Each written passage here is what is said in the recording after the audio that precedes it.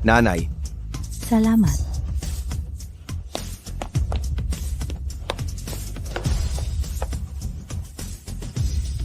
Ayoko kumain.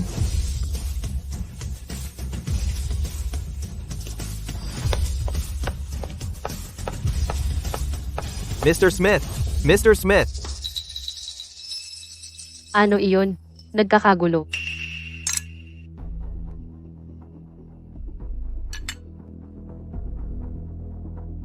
Mr. Smith, ang babaeng hinahanap mo sa loob ng 7 taon. Nakita namin siya. ano?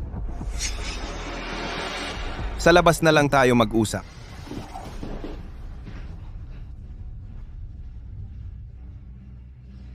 Walang modo. Mr. Smith, mag-inject ng kapital ang kumpanya para palawakin ang sukat ng isang tea garden na nakuha natin dati. Hindi inaasahan naming natuklasan isang babaeng manggagawa na nagngangalang Emma Wilson sa tea garden na kamukhang kamukha ng babae na hinahanap mo.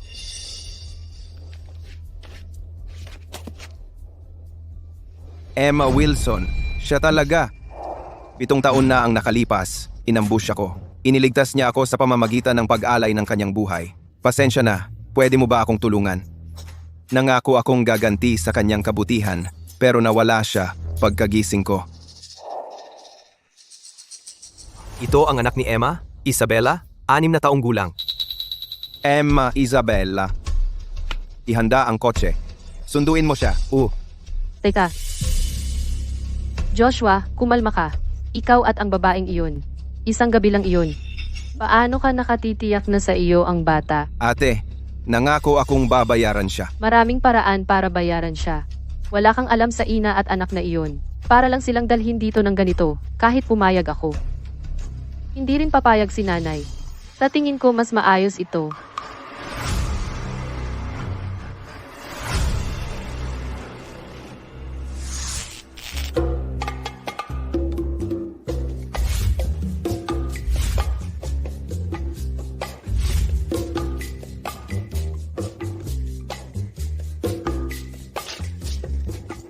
Tapos na sa trabaho. Oras na para sa pansit.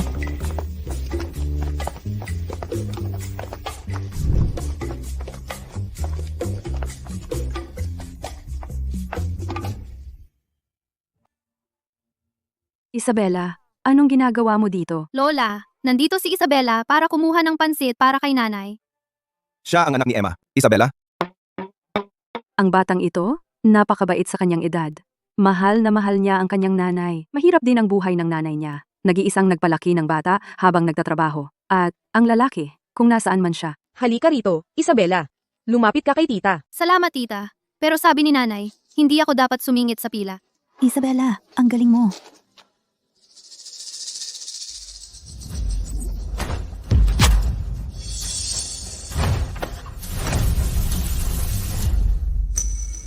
Ano na? Nasunog ka ba? Tara na.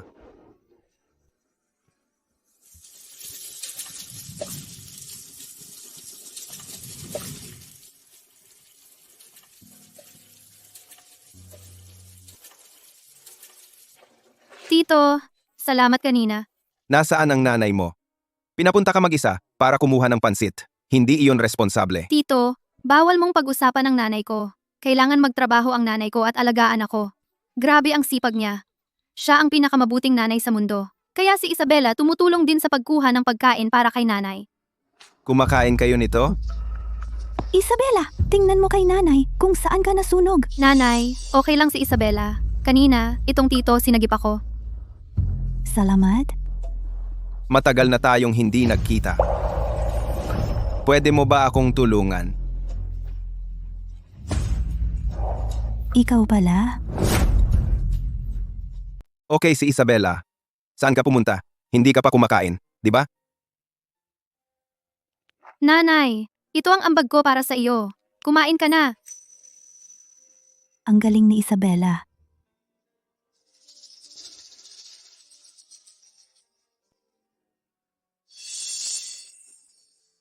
Pumunta si nanay sa ospital para kumuha ng gamot. Buti naman, at kumain ka. Ang galing ni Isabella. May sakit ka ba? Ano Ano ang ginagawa mo dito? Nangako ako sa iyo. Babawi ako sa iyo. Hinahanap kita sa nakaraang 7 taon. Hinanap mo ako ng 7 taon? Para lang bayaran ako? Si Isabela ba ang anak ko? Kapag wala na ako, kung si Isabela ay karapat-dapat ipagkatiwala sa kanya. Miss Wilson, hindi na pwedeng ipagpaliban ang kalagayan mo. Ang paggamot na gamot lang ay hindi gaanong epektibo. Kailangan nating magpatuloy sa lalong madaling panahon, magsagawa ng operasyon para sa bone marrow transplant. Magkano ang halaga ng operasyong ito? Hindi bababa sa 1 milyon. 1 milyon?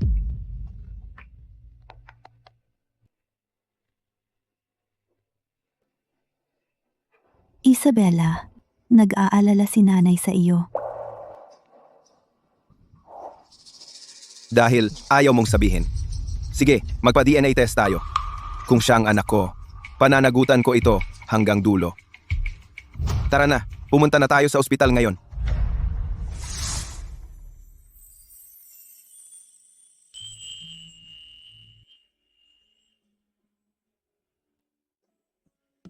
Nitong mga nakaraang taon, ikaw lang ang nag-alaga sa bata. Tiyak na mahirap iyon para sa iyo. Kasalanan ko lahat dahil hindi ka agad natagpuan. Ikaw at ang anak mo. Dadalin ko kayo doon ngayon. Saan ka nakatira ngayon? Ano ang trabaho mo? Saan ka nakatira ngayon? Ano ang trabaho mo? Huwag mo munang ibunyag ang iyong pagkakakilanlan. Gumugol ng ilang araw pa sa kanya. Unawain mo ang kanyang pagkatao. Pagkatapos, ibalik mo siya. Kung magtatanong siya tungkol sa trabaho mo, o sa pamilya mo, o gagamitin ng bata para manipulahin ka, kailangan mong maging maingat. Gusto lang ng kapatid mo ang pinakamabuti para sa iyo. Naalis ako sa trabaho noong nakaraan. Wala pa akong bagong trabaho. Walang trabaho? Pero huwag kang mag-alala. May natitira pa akong ipon. Para alagaan ka at ang anak mo. Sapat na iyon. Hayaan mo munang ihatid kita pabalik sa dorm. Maglilibot ako sa tea garden kamakailan. Naghahanap ng angkop na lugar. Kapag narentahan ko na, ililipat na kita. Huwag magmadali. Maghintay lang ng kaunti.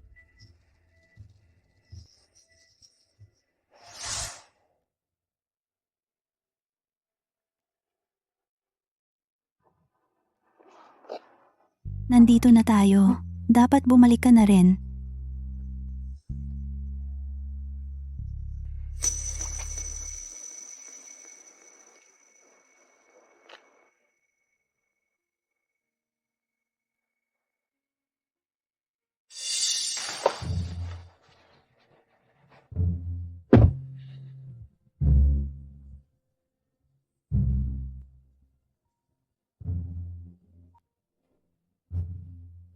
Joshua, Ate, sinabi ko sa kanya na wala akong trabaho. Sinabi niyang maghintay ako. Tama ba siya tungkol dito? ang sinabi ko, paalala lang iyon. Hindi ibig sabihin na mangyayari talaga. Para sa kanya, isang babae. Ang magpalaki ng ganito kalaking bata, napakahirap na, kahit may sarili siyang motibo. Para sa atin, maliit na bagay lang. Ang gusto ni ate ay mag-ingat ka, at higit sa lahat, umaasa siya na makahanap ka ng mabuting babae at magkaroon ng masayang pamilya. Ate, salamat. 7 taon mo siyang hinanap. Wala nang pagmamadali ngayon. Hiniling niyang maghintay ka. Marahil, may tunay na nakatagong problema. Magtiyaga ka at maghintay pa ng kaunti. Si. Magmaneho ka. Opo.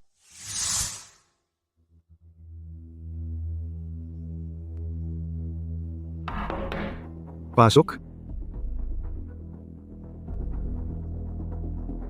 Emma, halika, halika. Anong dala mo at bigla kang pumunta? Tikman mo ang spring tea, nakakapitas mo lang, para mabasa ang lalamunan mo. Direktor, nawalan ng trabaho ang pinsan ko. Dumulog siya sa akin. Hindi naman. Hindi maganda ang kalusugan ko kamakailan. Iniisip ko kung pwede ko bang ibigay sa kanya ang posisyon ko. Siyempre, madaling ayusin niyan. Talaga? Salamat, Direktor. Gayunpaman, alam mo, maayos ang takbo ng negosyo natin sa tsaa. Maraming gustong sumali. At lahat, dapat sumunod sa mga patakaran. Walang patakaran, walang ayos, di ba? Sumasang-ayon ka, di ba? Ito ay munting tanda ng aking pasasalamat. Pakiusap, maging maluwag ka. Emma, huwag magmadali. Baka hindi mo narinig, ang Xiao Group ay mag-i-invest ng malaki sa ating taniman ng tsaa para palawakin ang sukat nito. Ano ang ibig sabihin nito? Sa kapital na ito, lalaki ng lalaki ang taniman ng tsaa at lahat ay kikita ng parami. Para sa mga gustong sumali, natural na dadami. Kaya, ang mga kinakailangan natin sa pag-hire, tataas din. 2,000 ay hindi na sapat. Ngayon, 20,000 na. 20,000? Saan ako kukuha ng ganoong kalaking pera? Hindi naman sa wala ng ibang paraan. Anong mga paraan? Direktor, hanggat kaya kong pamahalaan. Emma, halika rito. Sasabihin ko sa'yo. Wow, ang bango! Kung mabango, kumain pa. Kahit gusto ko talagang marinig, tinatawag ako ni Isabela na tatay. Pero natatakot si Emma na si Isabela ay hindi ka agad makakatanggap. Hiningi niya na gumugol muna ako ng oras sa kanya at sabihin sa kanya kapag tamang panahon. Ang sarap nito! Hindi pa ako nakakain ng ganoon kasarap na pagkain. Isabela, subukan mo rin ito. Masarap din ito.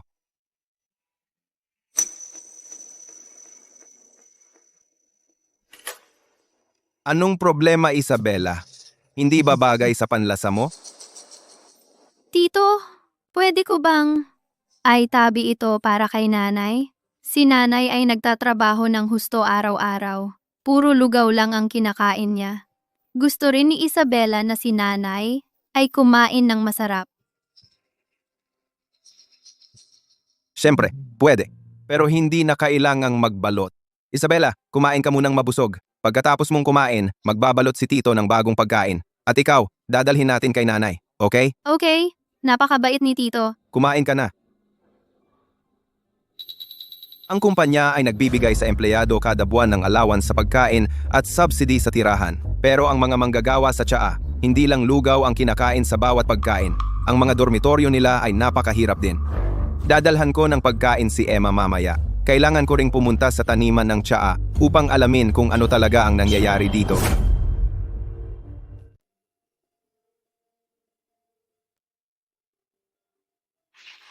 Uy, pasensya na. Alam mo ba kung nasaan si Emma? Nandito kami para dalhan siya ng pagkain. Ikaw siguro ang pinsan ni Emma, di ba? Oh, ang ganda ni Emma. At ang pinsan niya rin, isang gwapong lalaki. Pero si Emma, kaninang madaling araw, pumunta sa direktor at hindi pa bumabalik. Yung direktor, yung matandang lalaki, matagal nang may gusto kay Emma. Si Emma, ang tagal nang wala. Paano kung may nangyari? Huwag kang magsalita ng walang katuturan. Sa liwanag ng araw, ano bang pwedeng mangyari? Sa ganoong direksyon ang opisina ng direktor. Dapat kayong dalawa pumunta at hanapin siya. Tara na. Emma, gusto kong tiyak alam mo kung ano ang nararamdaman ko sa iyo sa lahat ng panahon. Paano ito? Ang plantasyon ng tsaa, kailangan ng katuwang na tagapamahala. Basta't ikaw. Aalagaan mo ako ng mabuti? Hahayaan ko ang pinsan mo maging katuwang na tagapamahala. Ano sa palagay mo? Magandang alok ito. Direktor, may iba akong gagawin. Babalik ako at pag-iisipan ko muna. Uy, Emma, ginagawa ko ito para sa ikabubuti mo. Pag-isipan mo, kung sasama ka sa akin, hindi mo na kailangang magtrabaho ng husto. Pwede kang umuwi at maglaba ng damit ko, magluto para sa akin, o kahit na magkaroon ng anak na lalaki para sa akin. Direktor, Emma, naisip mo na ba kung ilang taon ka pa makakapitas ng tsaa? Kapag hindi ka na makakapitas, hahayaan mo bang si Isabela ang pumalit at magtrabaho ng kasing hirap mo? Ang kondisyon mo ay hindi na maaaring ipagpaliban. Ang pag-asa lamang sa gamot ay hindi masyadong epektibo. Kailangan pa rin naming gawin ito sa lalong madaling panahon. Isang operasyon ng paglipat ng utak ng buto. Nanay, ito ang inihanda ko para sa iyo. Kumain ka. Uy, bakit ka umiiyak? Mula ngayon, kung susunod ka sa akin, masisiyahan ka na lang sa buhay na walang hirap. Emma, hiniling mo sa akin na maghintay. Para lang makahanap ka ng ibang paraan? Isabella, tara na.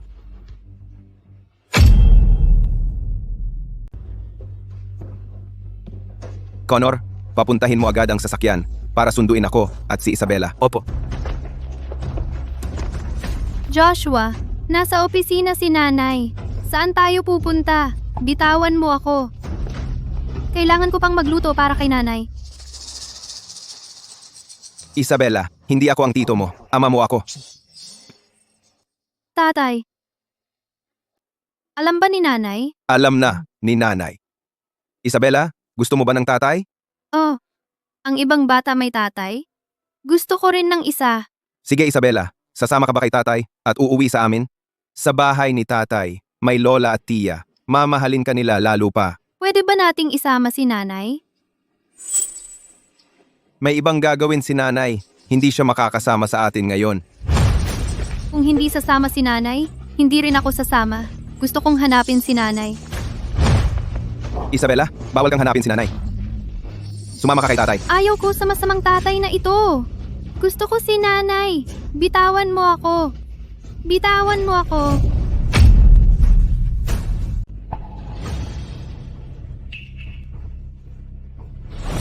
Leukemia.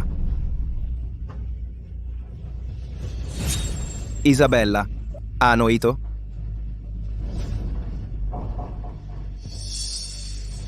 Ito ang gamot ni nanay. Palagi bang si nanay umiinom ng gamot na ito? Connor, siyasatin mo agad para sa akin ang mga medikal na record ni Emma. Isabella, gaano nakatagal umiinom si nanay ng gamot na ito? 6 na buwan na. Madalas magkasakit si nanay at pumupunta sa ospital para kumuha ng gamot. Natatakot ako. Isabella, huwag kang matakot. Nandito si tatay. Pagagalingin ni tatay si nanay. Talaga? Talaga. Isabella, kailangan mong maniwala kay tatay. Sabi ni nanay, walang trabaho si tatay. Kung walang trabaho, paano mo babayaran ang pagpapagamot? Sabi ni nanay, kailangan muna nating humanap ng trabaho para kay tatay, bago kanya mapagkatiwalaan si Isabella. Maghanap ka ng trabaho para sa akin. Umalis si nanay kaninang umaga na may pera para makipagkita sa direktor. Sabi niya naghahanap siya ng trabaho para kay tatay. Gusto niya akong tulungang maghanap ng trabaho.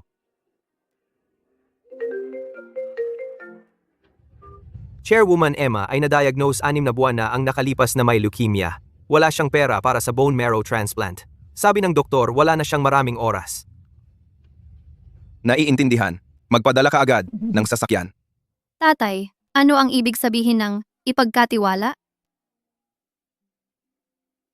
Ang ipagkatiwala ay nangangahulugang isasama ni tatay si Isabella at si nanay sa bahay kasama natin.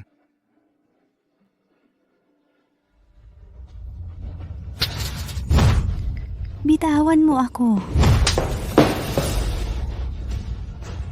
Direktor, may mga kamay at paa ako. Kaya kong buhayin ang anak ko mag-isa. May iba pa akong gagawin? Aalis na ako ngayon? Tumigil ka diyan. Hinalay mo ako at ngayon akala mo makakaalis ka lang? Kailangan mong paglingkuran ako ng mabuti ngayon. Hindi. Tigilan mo yan!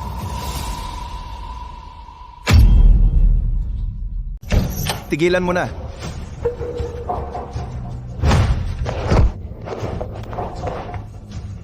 Ma, Isabella.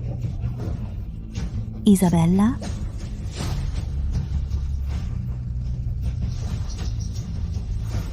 Joshua, bakit ka nandito? Emma, sino ito? Siya yung pinahanap mo sa akin na hanapan ng trabaho. Yung pinsan mo. Isabella, pasensya na. Mr. Smith, na-diagnose si Emma 6 na buwan na ang nakalipas ng leukemia. Wala siyang pera para sa bone marrow transplant. Sabi ng doktor, wala na siyang maraming oras. tatay, ano ang ibig sabihin ng entrust? Mula ngayon, hindi mo na kailangan humanap ng trabaho para sa akin. Kaya ko nang alagaan ikaw at ang nanay mo. Ang yabang naman. Kung talagang may kakayahan ka, hindi mo hahayaang si Emma lumapit sa akin at magmakaawa para sa trabaho. Pre, ako ang direktor ng Harvest Tea Plantation. Ang buong lugar na ito ay nasa ilalim ng aking nasasakupan. Tingnan mo, dapat talaga paglingkuran mong mabuti si Emma at hayaan mo siyang sumunod sa akin. Saka magiging pamilya na tayong lahat. Tiyak na aalagaan kita noon. Mas maganda ito para sa lahat. Huwag mo akong hawakan.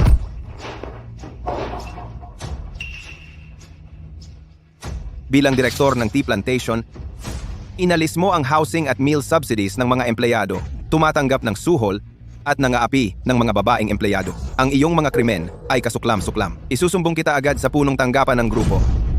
Sinaktan mo na naman ako at isusumbong mo ako? Mukhang hindi mo pinahahalagahan ng isang toast. Mas gusto mo ang sapak. Mga guwardiya, Boss, bigyan ang gunggong na ito ng kaunting leksyon. si Huwag! Isabela! Isabela! Ma, pakawalan mo sila.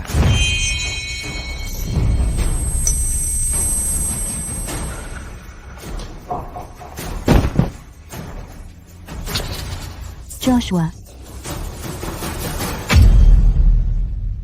Joshua, anong problema?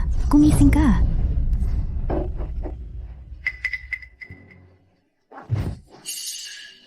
Naku, na-down na siya? Hindi ka ba kanina nagmamayabang? Mga kawawang insekto lang. Lakas ng loob mo akong hamunin? Gusto mong mamatay? Ang direktor?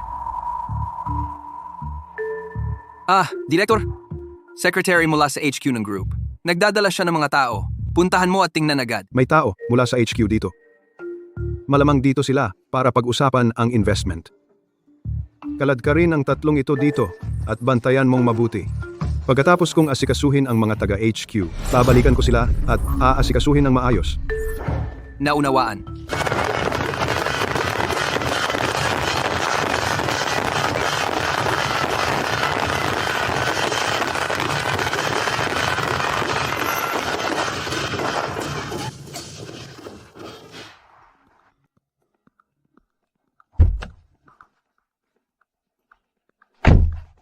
Secretary Connor, welcome.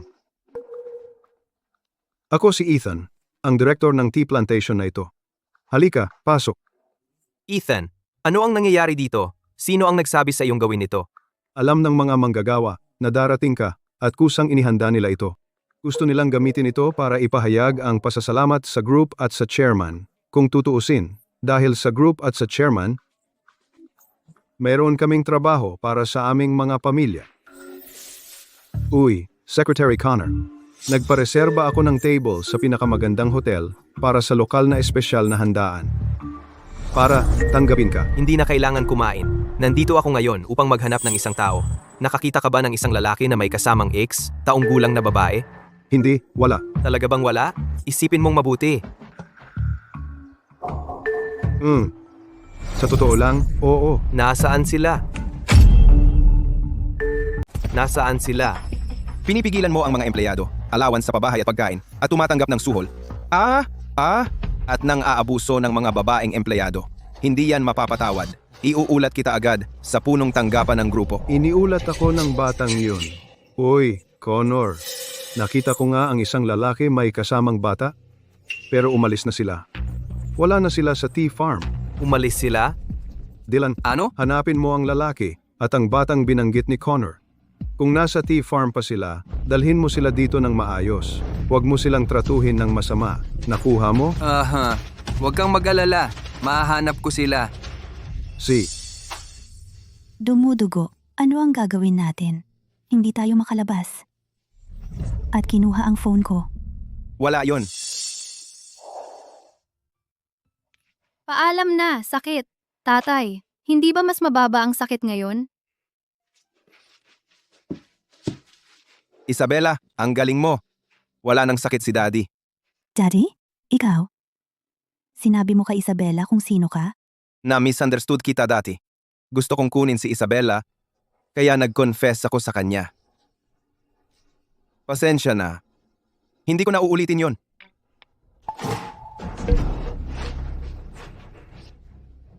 Foreman, nandito na silang lahat.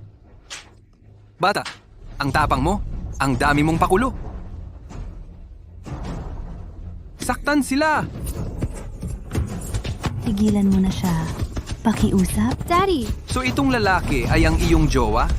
Bakit mo kami dinaya at sinabing pinsan mo siya? Sige, bugbugin ninyo siya ng walang awa. Tara, lahat, magtipon-tipon. Ha? Connor, bihira kang pumunta. Ang mga empleyado natin ay maraming sasabihin sa chairman. Pakiusap, iabot mo ang kanilang sinasabi. Magsalita. Madalas magkasakit ang anak ko. Salamat sa tea farm na ito. May pera ako para sa gamutan. Salamat, Chairman. Ang pamilya ko ay lubos na umaasa sa trabahong ito para kumita. Kung wala ang tea farm, wala kaming tahanan. Salamat, Chairman. Uy, ako rin. Malaki ang ininvest ng chairman sa tea farm. Iyan ay nagpapakita kung gaano niya ako pinahahalagahan. Gagawin ko talagang tutuparin ko ang kanyang mga inaasahan. Pananatilihin ang aking integridad at mananatili sa aking mga tungkulin. Pangungunahan ko ang mga empleyado sa pagpapaunlad ng tea farm. May kumpiyansa ka ba? Sa totoo lang, Chairman,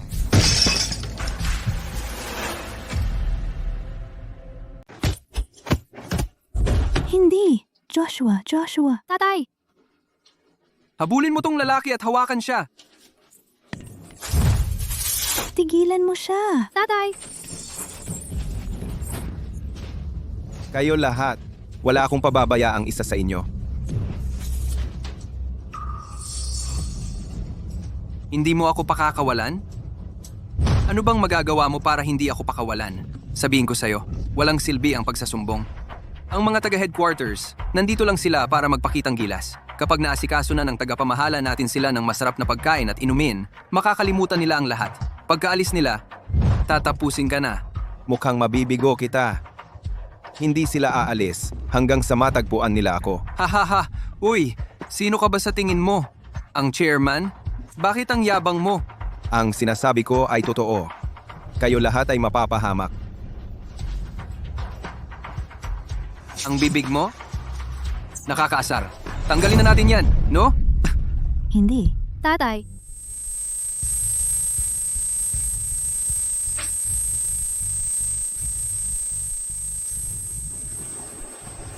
Emma. Mommy! Gumising ka na dali. Bakit siya nagdurugo ngayon? Emma. Isabella.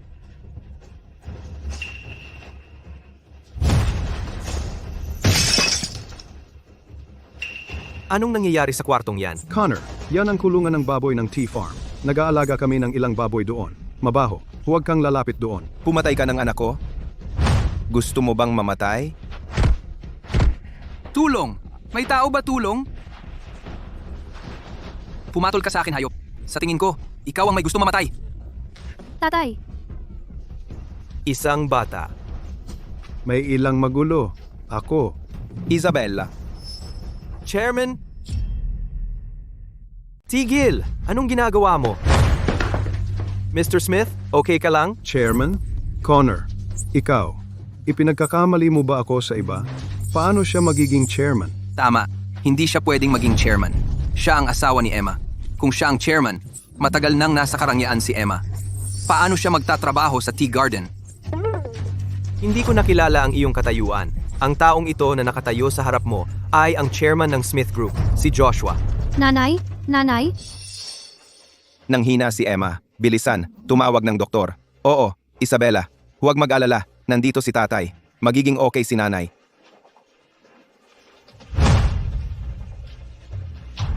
Ako na ang bahala sa iyo mamaya. Magpadala ng tao sa tea factory agad. Tapos na. Nasira na lahat. Chairman, mali ako. Kasalanan ko lahat. 10 taon na ako sa Harvest Tea Garden. Pakiusap, alang-alang sa aking masipag na trabaho at pamamahala ng Tea Garden. Patawarin mo ako ngayon. Chairman, oo. Chairman, kami, ang hindi nakakilala sa iyong katayuan. Hindi ka namin nakilala, kaya naging bastos kami sa'yo. Wala kaming masamang intensyon. Patawarin mo kami. Oh, Chairman. Gusto mo bang patawarin kita? Gusto mo bang patawarin kita? Maliban kung patay na ako. Mr. Smith, natagpuan na ang impormasyong hiniling ninyo. Ethan, ang kapal ng mukha mo. Ninakaw ang subsidy ng empleyado, ibinenta ang mga posisyon sa trabaho sa sobrang presyo, tumanggap ng suhol, at minalaswa ang pondo ng publiko. Ano pa ba ang hindi mo gagawin? Chairman, sandali lang akong nasilaw ng kasakiman at nagkamali ng malaki. Chairman, kung titingnan mo lang ako bilang matagal ng empleyado ng grupo, patawarin mo na ako ngayon. Matagal ng empleyado? 10 taon. Oo, 10 taon na akong veterano ng grupo. 10 taon na akong dito.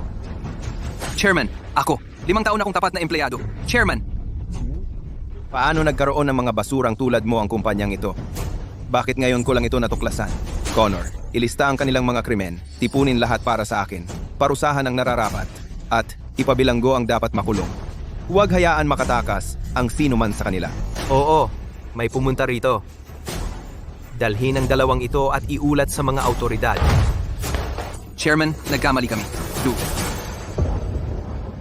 Mga kasamahan, ako ang chairman ng Smith Group, Secretary Chen.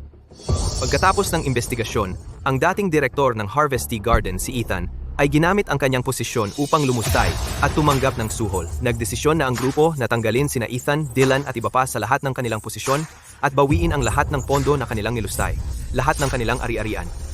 Pagkatapos ma-account ang mga pondong ito, ibabalik ang mga ito kasama ang sahod sa inyong lahat na manggagawa. Mahusay, mahusay.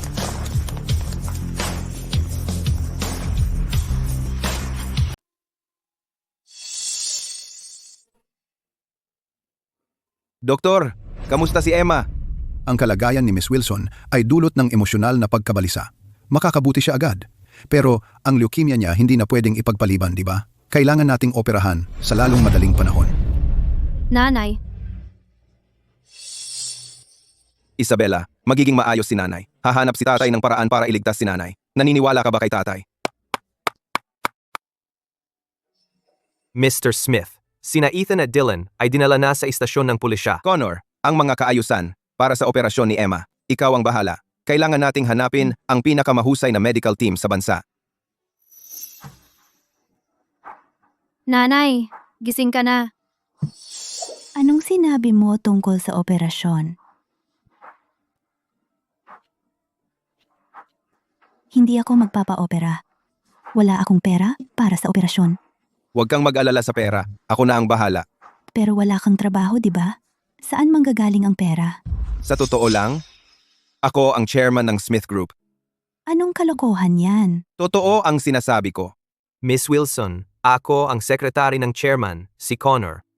Ang taong nasa harap mo ay talagang ang chairman ng Smith Group, Joshua. Talaga bang ikaw ang chairman? Pero bakit mo ako niloko dati? Hindi ko intensyong lokohin ka. Gusto lang kitang makilala ng husto, kaya itinago ko ang pagkatao ko. Pasensya na. Mapapatawad mo ba ako ngayon? Mabuti nang mag-ingat. May dahilan ka naman, naiintindihan ko. Basta't hindi ka galit sa akin. Saka, pagkalipas ng ilang sandali, mag-empake ka at sumama ka sa akin pauwi sa pamilya Smith hanggang sa maiayos ang operasyon mo. Ang mga kasambahay ay mag-aalaga sa iyo at kay Xiaoman. Oh, at kapag gumaling ka na, pakakasalan kita. Pasensya na, ayaw kong sumama sa'yo sa pamilya Smith. At hindi kita mapapakasalan.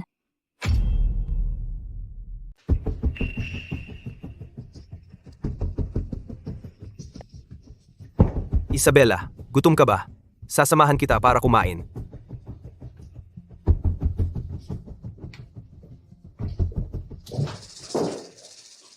Bakit ayaw mo akong pakasalan?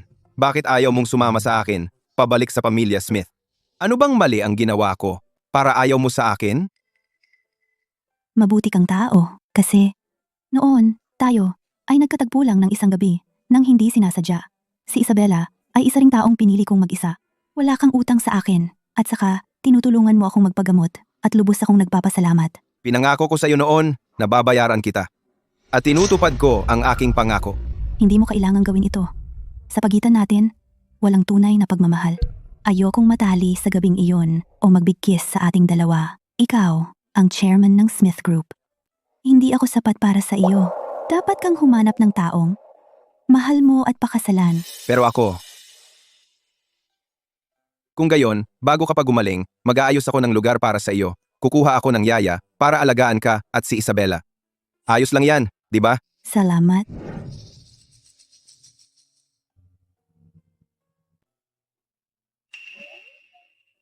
Nanay, ano ito? Ang ganda! Ang alahas na ito, mula kay Lola, iniwan para kay nanay. Pero maaga silang namatay. Kaya si nanay ay hindi masyadong alam tungkol dito.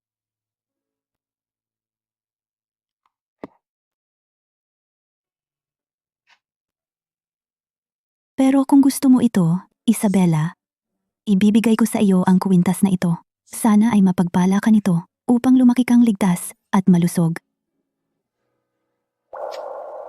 Salamat, nanay. Ikaw ang pinakamahusay na nanay. Mr. Smith, talagang hindi mo balak isama si Miss Wilson at ang batang babae pabalik sa pamilya Smith? Hindi muna sa ngayon. Hindi pa pumapayag si Emma. At magagamit ko ang oras na ito para makipag-usap sa aking ina at humanap ng paraan para mapapayag siya na tanggapin sina Emma at Isabella.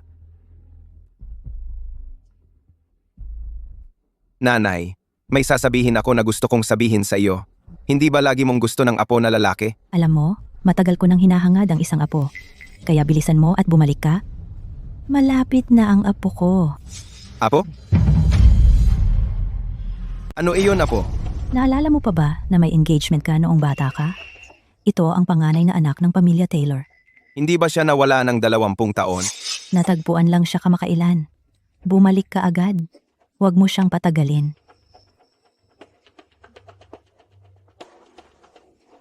Itong taong nawala ng 20 taon, paano siya biglang nagpakita? Binibining Wilson, ito ang tirahan na inayos ng chairman para sa iyo.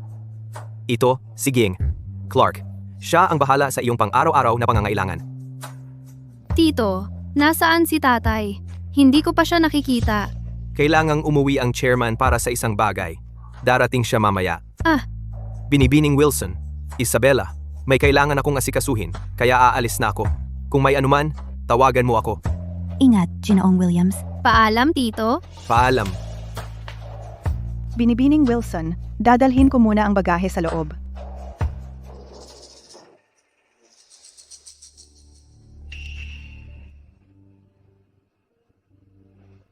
Anong problema? Nanay, si Isabella ngayon lang sa labas nakakita ng karatulang McDonald's. Narinig niya na napakasarap daw. Si Isabella ay hindi pa nakakatikim. Pwede mo ba akong dalhin para matikman? Bihira lang makapunta sa malaking lungsod. Talagang dapat kong isama si Isabella para maglibot. Sige, isasama na ni Mommy si Isabella para kumain sa McDonald's.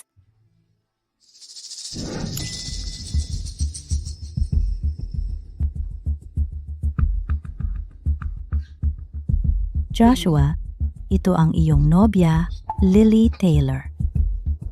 Kumusta, Joshua? Genji, Taylor. Si Miss Taylor ay nawala ng 20 taon. Paano ninyo siya natagpuan? Dahil lahat ito sa kalahating ito ng isang jade pendant. Noong nawala si Lily, suot niya ay ang kabilang kalahati ng jade pendant. Sa paghahanap ng jade pendant, natagpuan ko ang aking anak. Siya nga pala. Ito ang kalahati ng jade pendant. Talagang maaari itong itugma. Umaasa lang sa jade pendant na ito? Siyempre, hindi yun basta-basta. Sa pamamagitan ng jade pendant, pagkatapos mahanap si Lily, naghanap ako ng tao, nagpa-DNA test, na nagpapatunay na si Lily ay aking anak. Ang aming pamilyang Smith at pamilyang Taylor ay matagal nang may kasunduan sa kasal. Ngayong natagpuan na si Lily, saka ang kasal ni na Lily at Joshua, maaari na ba tayong magtakda ng petsa?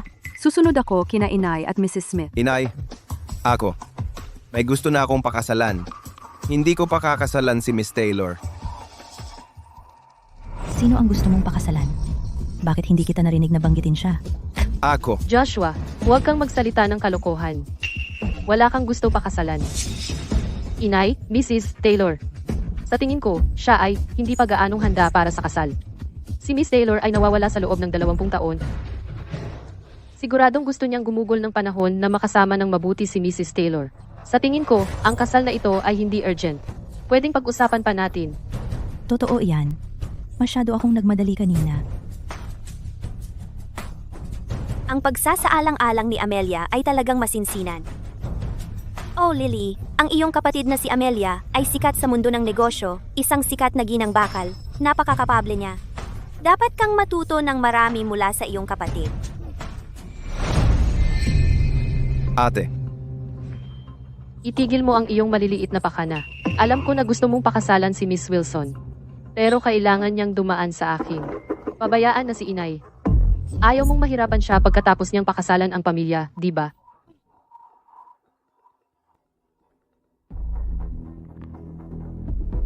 Oy, Inay, matagal na akong nakalabas ng school. Bakit hindi mo pa ako sinusundo? ay naku, nakalimutan ko dahil busy ako. Anak, hintayin mo ako sandali. Susunduin ka agad ni inay. Inay, Mrs. Taylor. Susunduin ko muna ang anak ko.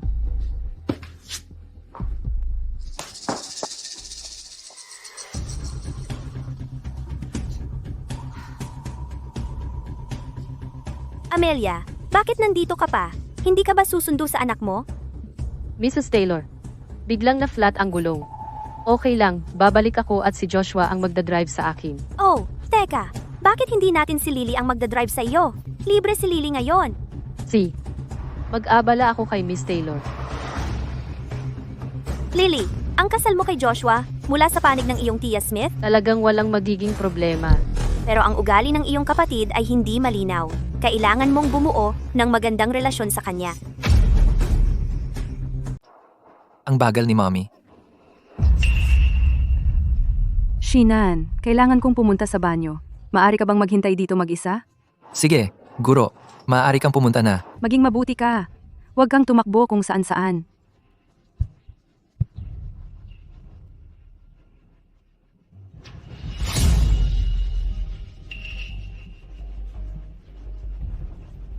Nahulog ba kayo sa puno? At nahulog? Ibabalik ko kayo ngayon.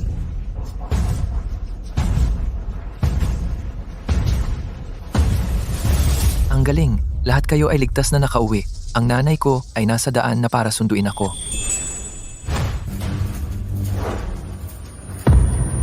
Nanay, tingnan mo. May isang batang lalaki na nakahiga doon. Tara na.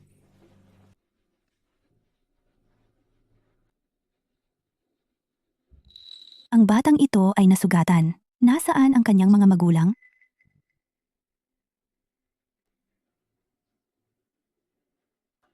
Kumusta, Doktor? Kanlurang gate ng Starlight Mall, may isang batang lalaki na nasugatan at walang malay.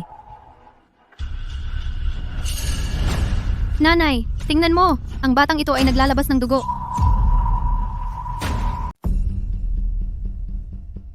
Narito na ang ambulansya.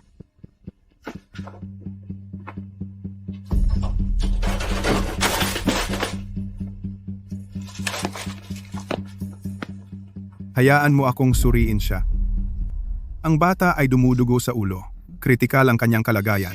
Kailangan siyang dalhin sa ospital agad. Tara na.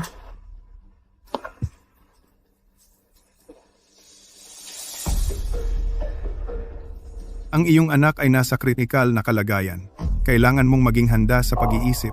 Doktor, hindi siya anak ko. Nagkataon lang na dumadaan ako. Kritikal ang kalagayan ng bata. Wala nang oras para hanapin ang kanyang mga magulang. Kung ganoon, sumama ka muna sa akin sa ospital. Hintayin mo munang dumating ang kanyang mga magulang bago ka umalis. Sige, ang pagligtas sa buhay ng bata, ang prioridad.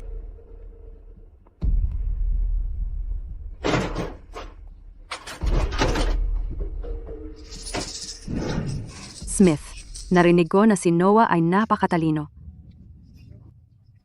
Maganda rin ang kanyang mga marka.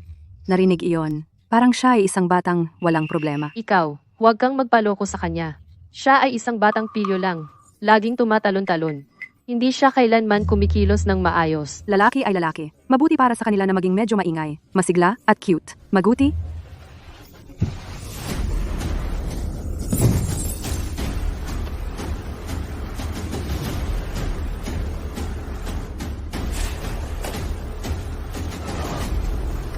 Anong nangyayari sa ambulansyang ito?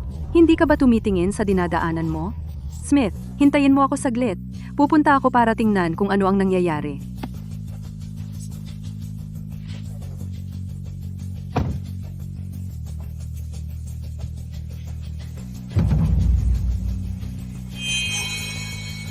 Nagmamaneho ng napakabilis? Gusto mo bang mamatay? Nasira mo ang sasakyan ko. Hindi ka aalis ngayon. Ihanda agad ang operating room. Ang kalagayan ng bata ay lubhang kritikal. Operahin natin pagdating natin. Anong nangyayari?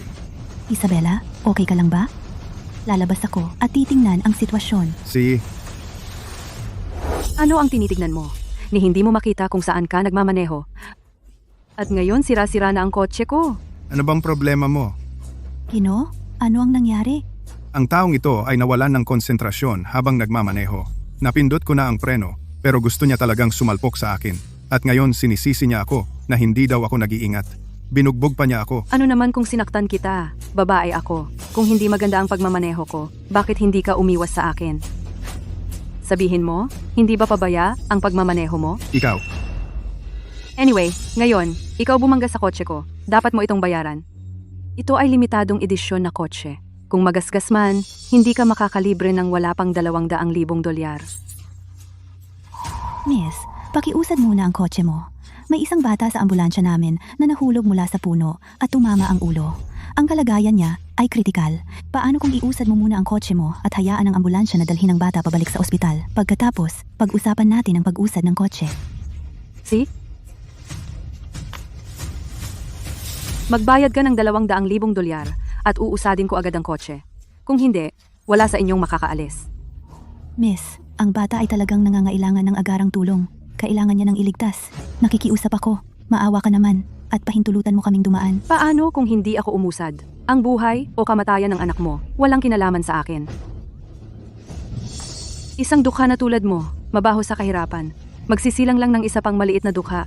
Bakit ka pa mag-aabala para iligtas sila? Paano magmura ng ganyan ang taong ito? Talagang walang hiya. Pinabayaan na lang niyang mamatay ang isang tao. Miss Taylor, hindi pa ba naaayos ito? Nagmamadali akong sunduin ang anak ko. Manang Smith, kailangan kong ayusin ang mga bagay sa kanila. Mangyaring maghintay ng kaunti pa. Sino ba talaga ang hindi makatuwiran dito? Ililipat mo ba ang kotse o hindi? Hoy, lahat, huminahon. Mahalaga ang buhay ng batang ito. Bini-bini, pakiusap, nagmamakaawa ako.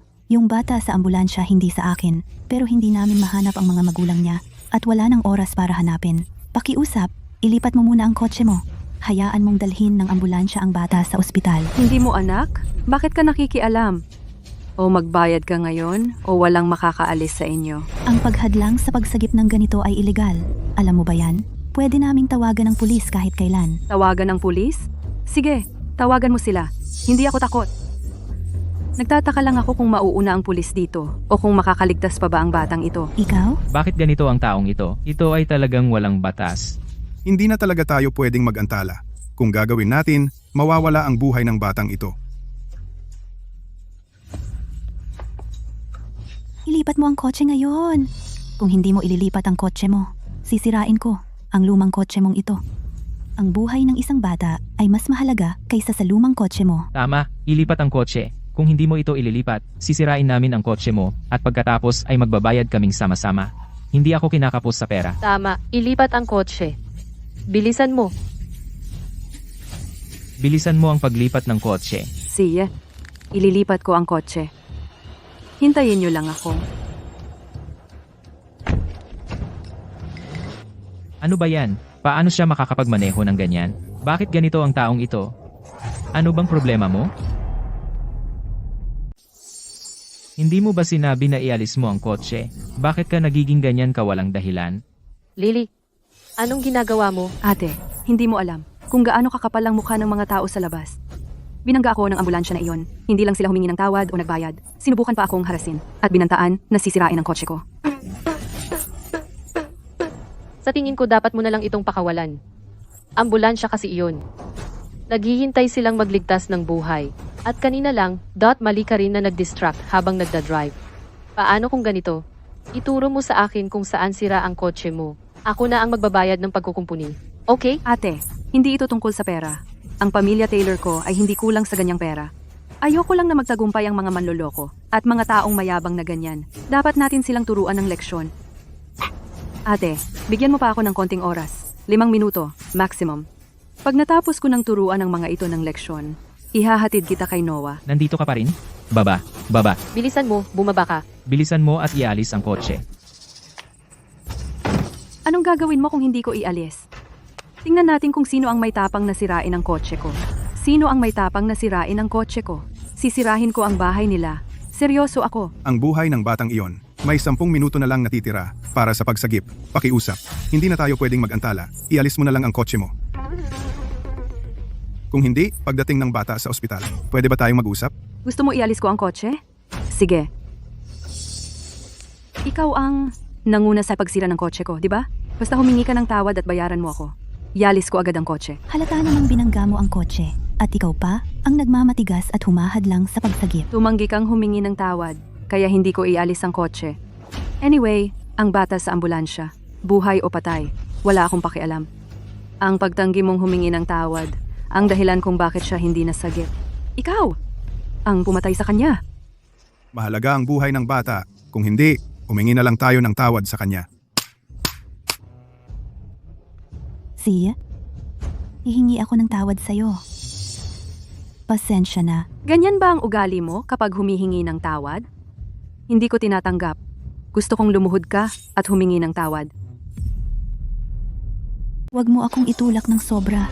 Humihingi na ako ng tawad sa'yo. Humihingi na sila ng tawad sa iyo. Umatras ka muna. Paano ito? Ilipat mo muna ang sasakyan mo. Pagkatapos naming dalhin ang bata sa ospital, lahat tayo pupunta sa lugar mo at hihingi ng tawad. Ayos lang yon, di ba? Uwa, Ayoko kayong humingi ng tawad sa akin. Gusto ko na lumuhod siya at humingi ng tawad sa akin. Ito. Miss, gusto mong magligtas ng tao at makakuha ng magandang reputasyon, pero ayaw mong magbayad ng presyo. Sa mundong ito, paano mo makukuha lahat ng benepisyo para sa sarili mo? Nanay, yung bata sa kotse, grabe ang sugat. Naging kulay ube na ang mukha niya. Sabi ng nurse, kailangan siyang dalhin agad sa ospital para ma-emergency. Miss, yung buhay ng batang yun, hindi na pwedeng maantala pa. Nakikiusap ako. Pakiusap, ilipat mo ang sasakyan mo. Paano ito? Luluhod ako. Dot, hihingi ako ng tawad sa'yo, okay? Pasensya na, ilipat ang sasakyan. Walang silbi ang pagluhod mo. Gusto ko siya ang lumuhod at humingi ng tawad sa akin. Oh. Ito ang anak mo, di ba? E di kayong lahat ay lumuhod at humingi ng tawad sa akin. Basta, lumuhod kayo at humingi ng tawad. Ililipat ko agad ang sasakyan. Ang humingi ng tawad sa mga taong katulad mo. Matigas ang ulo mo, di ba? Mukhang ayaw mong iligtas ng bata sa ambulansya. itong babaeng ito, sobrang pamilyar. Kamukha niya si Joshua noong bata pa. Ate, nagpa-DNA test ako. Yung batang babae, anak ko talaga. Posible kaya, Dot na, anak ni Joshua siya. Ate, Ikaw ang ate ng taong ito. Kaya bilisan mo at maayos na. Disiplinahin mo ang ate mo. May isang bata sa ambulansya. Kritikal ang kalagayan ng buhay niya. Naghihintay na madala agad sa ospital para maligtas. Pero siya'y nandito at hindi makatuwiran. At tumatangging ilipat ang kotse niya. Amelia, hindi ganyan. Gusto nila akong paluin at sirain ang kotse ko. Ako ang gustong magturo sa kanila ng leksyon. Nanay? Doktor, ang bata ay hindi maganda ang lagay. Kailangan nating makarating sa ospital agad para sa operasyon. Doktor, ang taong ito ay tumatangging ilipat ang kanyang kotse. Bakit hindi natin ilabas ang bata at magpalit ng kotse para makarating sa ospital? Tama? Magpalit ng kotse? Oh, may kotse ako. Dadalhin kita sa ospital. Bilis. Hindi ka maaaring umalis. Hindi ka pa lumuhod at humingi ng tawad sa akin. Hindi mo ba nakikita na may inililigtas sila? Bilis, tara na. Nanay? Noah. Noah, Ano? Noah, anak ko. Ano ba talaga ang nangyari? ikaw ang sa batang ito, nanay. Nahulog siya mula sa puno at tumama ang ulo niya. Pero siya ay tumangging ilipat ang kotse niya, kaya hindi namin siya nailigtas. Ate, hindi ko talaga alam na ang ambulansya ay para sa anak mo. Ilipat mo ang sasakyan. Ilipat mo ang sasakyan mo ngayon din. Ah, oo. Ililipat ko na agad. Anak, pasensya na. Hindi ka nasundo ni Mommy sa tamang oras. Kailangan mong magtiis. Dadalin ka na ni Mommy sa ospital ngayon. Tara na, sumama ka sa akin sa ospital. Ate, kumain ka muna. Hindi ka pa kumakain maghapon. Tita, magiging okay siya. Tama iyon, ate. Noah ay tiyak na pagpapalain. Ate, kumusta si Noah? Joshua. Tatay. Isabella, Emma. Kayo, Tatay!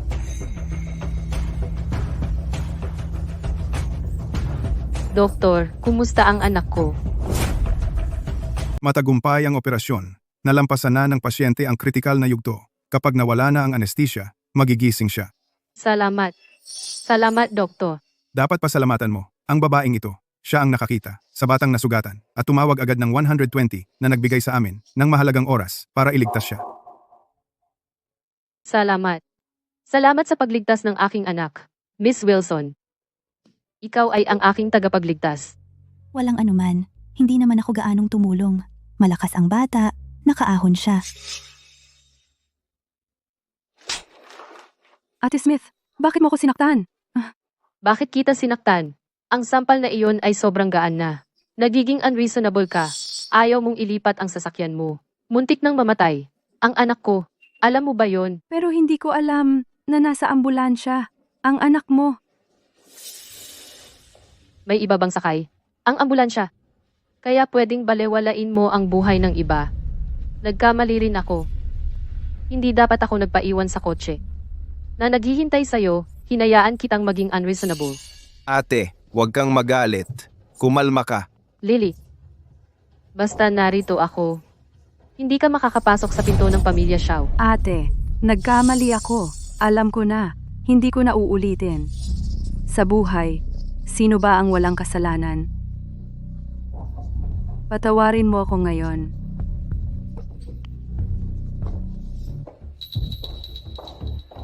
Siya, kasama mo.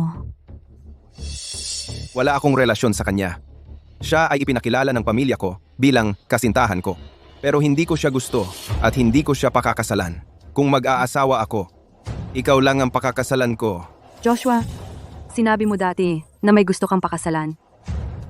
Siya ba yon? Siya ang gusto kong pakasalan. Hindi mo siya maaaring pakasalan. Nakatakda na kaming magpakasal. Ang iyong ipagkasunduan ay sa aking ina. Nag-iisang desisyon. Hindi ko ito tatanggapin. Hindi kita gusto. At ngayon, ikaw muntik ng patayin ang pamangkin ko. Paano ko kaya pakasal sa babaeng tulad mo? Ikaw?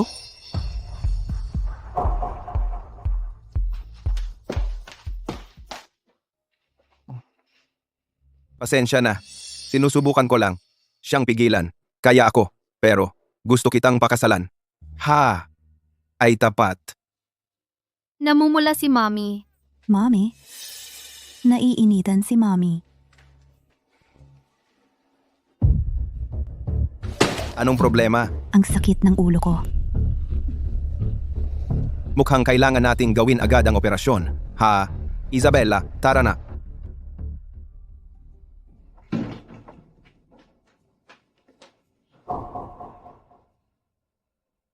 Madam, mula nang bumalik ang binibini, siya ay nasaktan at nagkulong sa kanyang silid. Ayaw lumabas. Ano ang magagawa natin? Anong nangyari? Lahat ay dahil sa panganay na ginoo ng pamilya Xiao, si Joshua. Madam, alam mo na. Matagal nang humahanga ang binibini sa kanya. Ngunit siya pala ay may ibang babae sa labas. At may anak na babae. May ganyan ba?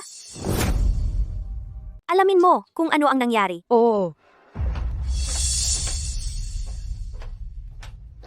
Madam, sabi nila, hindi pa nagtatagal. Si Young Master Smith ay pumunta sa isang property ng Zenith Corporation, ang Harvest Tea Plantation. Mamaya, nagbalik siya ng isang ina at anak dito. Kaya, si Young Master Smith at ang babaeng iyon ay nagkakilala hindi pa matagal.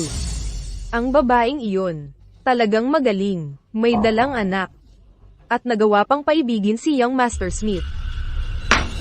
Ang babaeng iyon, walang kahihiyan. Isang probinsyana, nakikipagagawan sa anak ko para sa isang lalaki? Nagmamalaki siya. Dapat natin siyang turuan ng leksyon. Lily, ako ito. Nanay, paano ang nangyari? Lily. Ilang beses ko nang sinabi sa iyo na huwag mo akong tawaging nanay dito. Kung may makarinig, masasayang lahat ng ating pagsisikap. Sanay na ako. Hindi na mauulit. Sabi ni Mrs. Taylor. Gusto kanyang ipaghiganti at turuan ng leksyon ang babaeng iyon. Magaling. Ang posisyon bilang Mrs. Smith, sa akin lang mapupunta. Nanay, napakatalino mo. Lihim mong ginawa ang kalahating jade pendant na ito. At lihim mong pinalsipika ang ulat ng paternity test. Para maniwala si Mrs. Taylor, na ako ang matagal na niyang nawawalang anak na mahigit 20 taon. Ang tanging inaalala ko ngayon ay kung nasaan ang totoong panganay na anak ng pamilya T. Mas mabuti kung patay na siya. Kung bigla siyang lumitaw, kailangan nating isipin kung paano haharapin. Huwag kang mag-alala, nanay. Matagal na siyang nawawala. Siguradong hindi na siya babalik.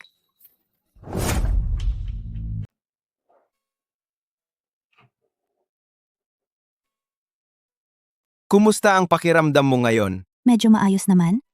Sa totoo lang, hindi mo naman kailangan pumunta araw-araw. Sabi ng doktor tagumpay ang operasyon at maayos naman ang paggaling ko. Sa pagkakataong ito, talagang nagpapasalamat ako sa tulong mo. Kaya naman, mabilis akong gumaling. Kung hindi dahil sa'yo, baka kanina pa ako. Tama. Malapit na bang lumabas si Isabela sa eskwela, diba? Si ate ang susundo kay Noah sa eskwela at pupunta rin siya sa kindergarten para sunduin si Isabela. Sina Isabela at Noah ay magkasundo ng sobra. Palagi siyang sumusunod kay Noah, tawag sa kanya ay Kuya lagi. Si Isabela, laging gusto na magkaroon siya ng kapatid na lalaki. Ngayon, sa wakas natupad na ang hiling niya. Dumudugo.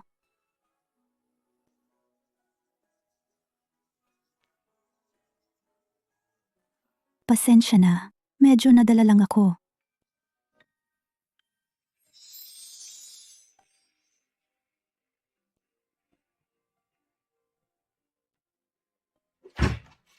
Nanay! Paumanhin. Hindi ko alam na ikaw ay Isabela, Nathan. Lumabas muna tayo. Sa susunod, tandaan kumatok bago pumasok. Sina. Amelia, Ame. Well, itutuloy ba natin? Nanay, ito ang pinili namin ni Noah na magkasama. Gusto mo ba to? Para sa'yo? Mukhang maganda. Salamat, Isabela. Salamat, Noah. Emma, nakikita kong maganda ang paggaling mo. Sinabi ba ng doktor kung kailan ka pwedeng lumabas? Sinabi ng doktor na sa mga susunod na araw, pwede na akong lumabas. Palaging nakahiga sa ospital, pakiramdam ko, tumataba ako. Dahil gusto mong lumabas, pupunta ako at aasikasuhin ang mga papeles para sa paglabas mo. Sasama ako sa iyo. Si.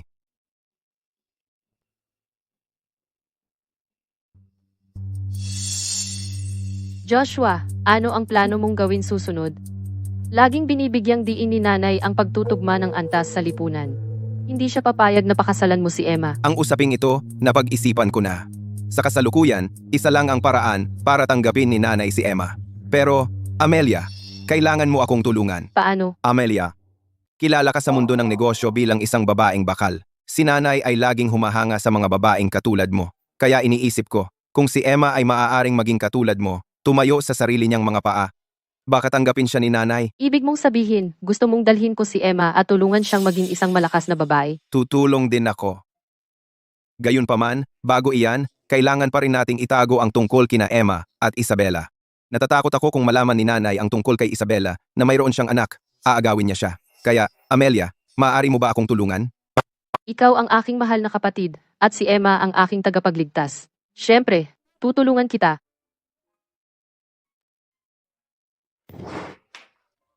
Maligayang pagdating sa bahay. Salamat, Sinta. Ano ang problema? Sina Emma at Isabela, hindi ba dapat pantay-pantay mong tratuhin? Nanay, gusto rin ni Papa ng halik. Tigilan mo na ang kalokohan. Masyadong gabi na. Dapat umuwi ka na. Naglabas ang Meteorological Bureau ng Red Rainstorm na babala. Pinapayuhan ang mga mamamayan na bawasan ang paglabas hanggat maaari at mag-ingat. Ang lakas ng ulan. Baka hindi ako makauwi ngayong gabi. Emma, pwede mo ba akong patulugin dito ngayong gabi? Nanay, ang lakas ng ulan. Mapanganib magmaneho. Hayaan mong dito si Daddy. Sige, ihahanda ko ang guest room para sa'yo. Ay, hindi na kailangan. Ako na ang mag-aayos. Pagod ka rin siguro. Maligo ka na at magpahinga.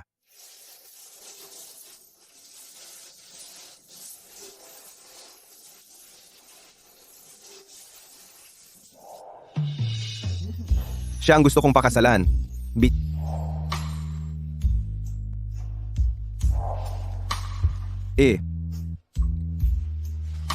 Ituloy natin. Emma at Isabella, hindi ba dapat pantay-pantay ninyo silang tratuhin? Emma, anong iniisip mo? Ikaw at siya. Imposible.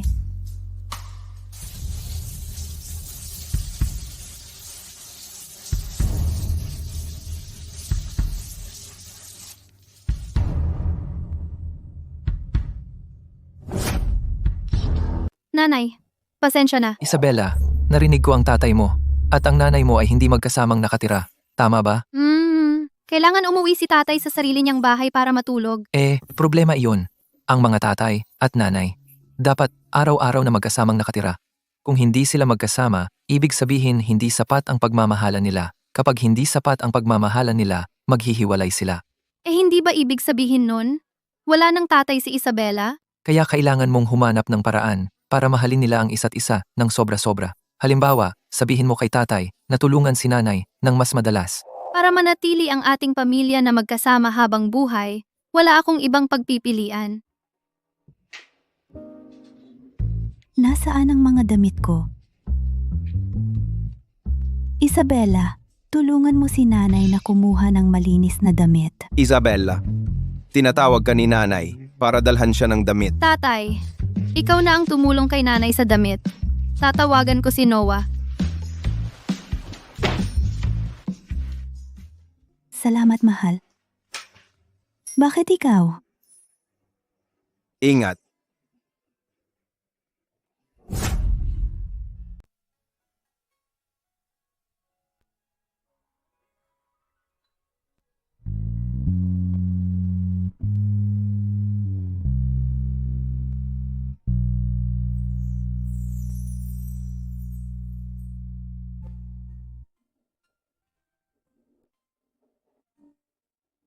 Paano mo nagawa iyon? Emma, gusto kita. Naantig mo na ako ng husto. Kanina, hindi mo ako tinanggihan. Interesado ka rin sa akin, di ba? Bitawan mo muna ako. Hindi eh. Sagutin mo muna ako. Gusto mo ba ako? Ikaw ang chairman ng Smith Group. At ako ay isang ulila na walang estado. Wala akong pakialam sa anumang estado o posisyon. Ang mahalaga sa akin ay ang iyong puso. Harapin mo ng tapat ang iyong puso. Emma, gusto mo ako. Di ba? Emma, salamat sa paggugusto sa akin. Kaya ngayon, pwedeng bitawan mo na ako.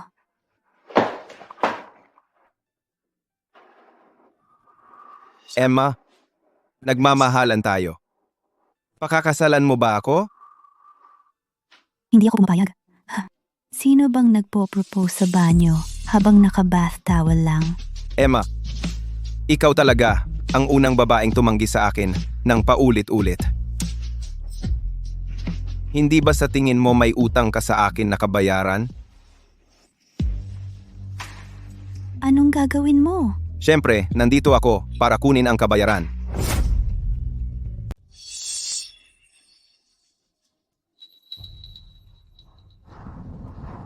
Nanay, yung babaeng nagngangalang Emma at ang kanyang anak na babae nakatira doon. Joshua, kagabi, talaga namang nagstay ka rito magdamag. Siya ay isang walang hiya na babaeng mang-aakit. Paano siya nangahas na nakawin ang lalaki ng mahal kong anak? Dahil walang magulang, ngayon ay tuturuan ko siya kung paano umasta. Nanay, ano ang balak mo gawin? Teka lang at panoorin mo ang mangyayari. Handa na ba ang lahat? Nasa lugar na ang lahat. Mga ate, tara na. Walang hiya kang kabit. Ipaglaban ang katarungan. Ibaba ang kabit. Ito ang Pinakamagandang paraan para harapin ang isang walang hiya na babaeng mga akit. Ito ang pinakamagandang paraan para sirain ang kanyang reputasyon. Walang hiya kang kabit. Ipaglaban ang katarungan. Iba ba ang kabit? Bakit ang ingay sa labas? Nanay? Sino ang kabit? Sinasabi nila, ibaba ang kabit. Miss Wilson, masama ito.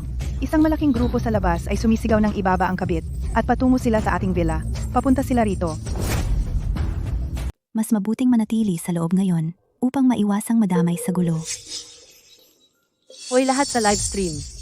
Ako ang inyong profesional na host na pumapatay ng kabit nandito upang maghatid ng katarungan sa pamamagitan ng pagbagsak sa mga kabit. Kaya, kung narito ka para manood ng mga kabit na ibinabagsak, i-like at sundan ito. Puso gamit daliri. Ngayon, nakarating na tayo sa pintuan ng isang walang hiyang kabit. Nasa labas kami ng kanyang bahay. Lahat, tingnan lang ang bila na ito. Ang kabit na ito ay tiyak na kumita ng maraming pera. Miss Wilson, ang mga taong iyon, dumating na sila sa mismong pintuan natin. Miss Wilson. Sino ka? Maling lugar ang pinuntahan mo. Walang kabit dito. Umalis na kayo. O tatawag agad ako ng pulis. O, sa boses mo pa lang, alam ko nang ikaw ang kabit. Lahat, ito ay karaniwang sitwasyon para kay host Mimi. Marami na akong beses na nakakita niyan. Walang kabit ang aamin na siya ay isa. Nasasangkot sila sa relasyon ng iba na may buong hanay ng mga paratang na kanilang ibinabato. Ano ang pinagsasabi mo? Ang hindi minamahal ay ang kabit. Mrs. Clark, talagang wala sa wisyo ang mga taong ito. Bilisan mo at tumawag ng pulis. Tia, Nanay, kung si Sunuan ay patuloy na nagtatago sa villa at ayaw lumabas, ano ang gagawin natin? Pagkatapos, ipababagsak ko ang pinto niya. Lahat, natatakot ang kabit na ito. Nakatago siya sa loob, masyadong takot lumabas. Ano ang dapat nating gawin? Gibain ng pinto. Sige, pagkatapos, makikinig ako sa lahat. Gibain ang pinto.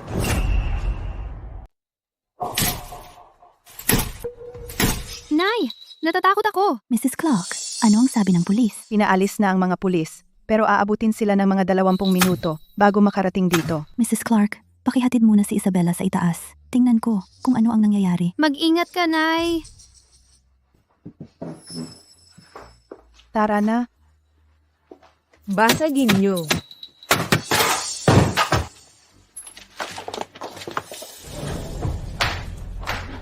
Anong ginagawa mo? Bawal pumasok sa bahay ng iba. Kailangan mong umalis agad. Tumawag na ako ng pulis. Anong akala mo ginagawa mo? Nandito kami ngayon para parusahan ka. Ikaw ang kabit. Mali yata ang pagkakaintindi mo. Hindi ako nang agaw ng asawa ng iba. Hindi ako kabit. Hindi ka kabit. Isang babaeng tulad mo, napakahirap at marumi. Paano mo kayang bilhin ang ganito kalaking bahay? Yung kristal na dekorasyon doon, nakita ko yan sa isang subasta. Tiyak na nagkakahalaga yan ng 6 na numero. Ang pagsasaayos ng bilya na ito ay maliwanag na mula sa isang sikat na taga-disenyo. Sobrang marangya. Namumuhay ng ganito kaginhawaan. Kaya naman, kumakapit siya sa isang mayaman at ayaw bumitaw. Kabit na nagpapakatanga. Ngayon, ibibigay namin ang hustisya. Hayaan ang lahat ng mga iba pang magiging kabit ay mabigyang babala. Ang pagiging kabit ay masama ang wakas. Suntukin niyo siya. Wag! Lumayo kayo! Nay,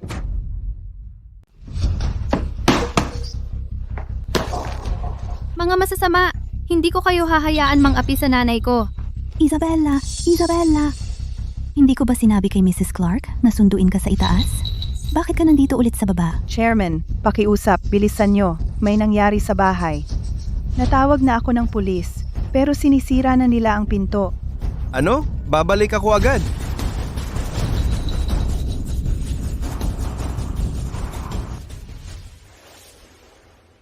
Nasaan si Isabella? Ay naku, itong kerida ay isa ring pokpok na may anak. Isang nanay na naging kerida, magiging mabuti kaya ang anak niya. Kapag lumaki siya, hindi ba siya magiging kerida rin at sisirain ang pamilya ng iba? Sabi mo, lagi akong nanlalandi ng ibang lalaki. Sabihin mo nga sa akin, sino ang lalaking nilandi ko? Ayaw mo pa ring aminin, ha? Nakatira ka sa ganito kalaking bila. Hindi ba dahil sa isang lalaki yan? Walang hiya. Nakakahiya siya sa aming mga babae. Noong unang panahon, ang mga tulad niya, ilulubog sa kulungan ng baboy o papatayin sa pambubugbog. Dapat kang magpasalamat na ito ay lipunang may batas. Kung hindi, hindi lang iilang suntok. Mas malala pa riyan. Anong gusto mong gawin? Hindi ba mahilig kang manlalandi? Ubaran mo siya. Hayaan mong makita ng lahat ang babaeng ito na may anak at makita kung gaano siya kapukpok. Nay, Hindi. masasamang tao. Hindi kita hahayaan hawakan ng nanay ko. Lumayo ka. Ngayon ayaw mo na? Noong dati, noong ginamit mo lahat ng iyong mga trick para mangakit ng mga lalaki, bakit hindi ka tumanggi? I-record ang kanyang kasalukuyang estado ngayon para sa mga manunood. Sa live stream na makita. Isang mistress na sumisira ng relasyon. Ay kasuklam-suklam sa mga Diyos at tao. Lahat, bilis at tingnan. Kung maglakas loob kang maging mistress, papasikatin kita online. Ang aming live stream ay may 10,000 manunood.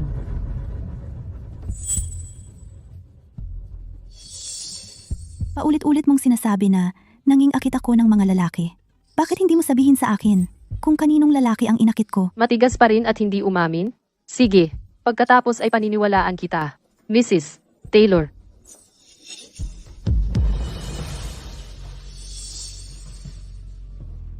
Ikaw pala. Ngayon, alam mo na kung kaninong lalaki ang inaakit mo. Si Joshua at ako ay bagay na bagay at matagal na kaming engaged. Ikaw, isang mistress na may anak, naglakas loob na makipaglaban sa kanya para sa akin? At walang hiya kang tumatangging umamin. Ang engagement ay inayos ng mga pamilya. Hindi alam ni Joshua iyon. At saka, sabi niya hindi kanya pakakasalan. Uulitin ko, hindi ako mistress. Tumahimik ka. Kung hindi dahil sa iyo, Joshua, nasira ang relasyon namin. Josh, sana ay pinakasalan na ako. Babaeng probinsyana na malandi. Anong klase kang tao sa tingin mo? Masasamang tao. Binubuli mo ang nanay ko. Kakagatin kita hanggang mamatay. Isabella. Ikaw, maliit na bastos. Paano mo ako nakagat? Nanay, oh, Lily, nasaktan ka. Bastos ka, isinilang ng ina na walang ama para magturo sa iyo. Paanong nangahas kang kumagat? Ikaw na walang ama. Ngayon, tuturuan kita ng leksyon para sa iyong mga magulang. Para sa iyong mga magulang. Si Isabella ay may tatay, may nanay. Bilisan mo. Sabihin mo sa masamang lola na ito. Si Isabella ay may tatay. Isabella. Isabella. Sino ang nagsabing walang tatay si Isabella? Ang ama niya ay si Joshua. Sinusubukan mong sumakay sa katayuan ng anak mo upang makapag-asawa ng mayaman? Baliw ka! Hindi mo alam kung sinong lalaki ang ama ng iyong anak? At sinasabi mong, anak iyon ni Joshua? Wala akong narinig na si Joshua ay may ganyang kalaking anak na babae. Bukod pa, si Mrs. Smith ay pinahahalagahan ng lahi. Kung ang maliit na bastos na ito ay tunay na dugo ng pamilya Smith, sana ay dinala na siya sa pamilya Shaw noon pa. Paano siya naiwan dito? Mga miyembro ng pamilya sa live stream, tingnan ninyo. Ang pamilya Smith ang pinakamayaman sa ating lungsod. Ang taong ito ay nagpapanggap na anak ng pamilya Shaw. Madam, pakitingnan ng live stream na ito. May nagsasabi sa loob na ito ay anak ng panganay na binata. Ano? Emma, pinayagan mo ang iyong anak na magpanggap bilang anak ng pamilya Smith. Malaking bawal iyan. Dapat ba akong tawagan si Mrs. Smith ngayon? Tingnan natin kung paano kanya parurusahan. Lily, bakit mo siya aabalahin sa ganoong kaliit na bagay? Puta ka. Ikaw at ang iyong bastardo na lumuhod. Humingi ng tawad kay Lily at sa akin. Aminin ang iyong pagkakamali at manumpa na hindi ka nalilitaw sa harap ni Joshua o susubukan pang akitin siya muli. Maaaring isaalang-alang ko na palampasin ka sa pagkakataong ito. Nanay, napakabuti mo. Oo. Ikaw at ang iyong bastardo ay lumuhod at humingi ng tawad sa akin. Pagkatapos, baka patawarin kita. Gusto ninyo na si Isabella at ako ay lumuhod at humingi ng tawad sa inyo? Managinip ka. Hindi mo desisyon iyan. Ano ang gusto mo? Nanay, Isabella.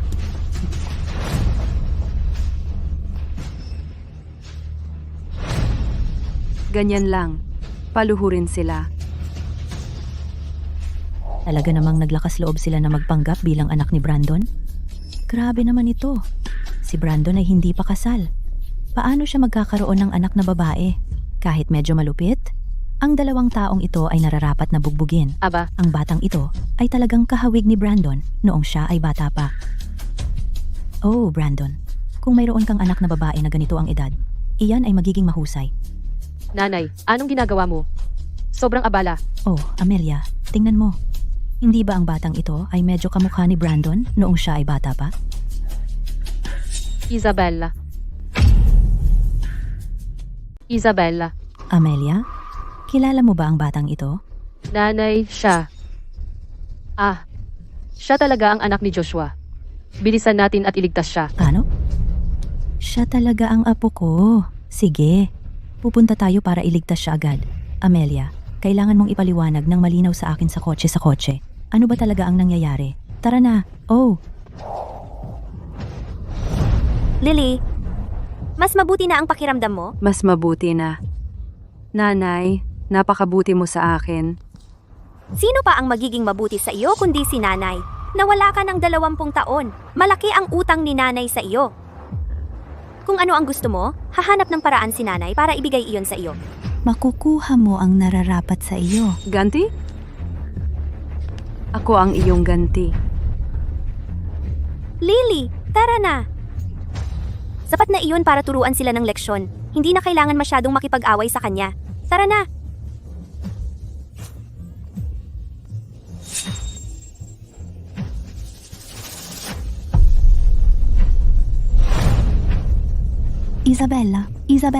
Isabella.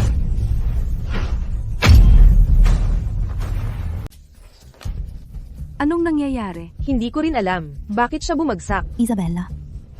Nanay, ang sakit na sakit ko. Itong jade pendant? Sa munting bastardo na ito, paanong mayroong token ng pagkilala ng pamilya Taylor? Kalahating jade pendant? Kaya ba ng munting batang ito? Kilalanin ang tunay na Lily? Nanay, nawala ang jade pendant ko. Nawala? Tingnan mo, iyan ba ang jade pendant na nawala sa'yo? Oo, iyan ang aking jade pendant. Ikaw anak ng Kirida, hindi lamang puno ng kasinungalingan, kundi magnanakaw din. Tunay nga, tulad ng ama, tulad ng anak, ang anak ng daga, marunong maghukay ng butas. Ibalik mo sa akin. Ito ang jade pendant ni Isabella. Hindi iyo yan. Ikaw mahirap na babae galing sa probinsya, paanong magkakaroon ka ng ganyang kagandang jade pendant? Tiyak na ninakaw ng anak mo ang akin. Nanay, tuturuan ko sila ng leksyon.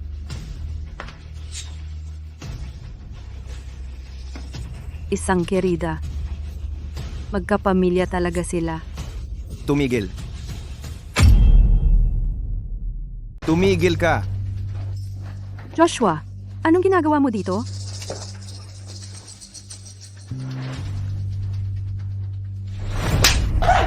Sino bang nagbigay sa'yo ng lakas ng loob? Para asarin ang anak ko? At ang munting ema ko? Joshua, may magandang intensyon si Lily. Ayaw niyang maloko ka ng isang mistress. Bakit mo siya sinaktan? Magnanakaw ang batang ito. Paano naging anak mo siya?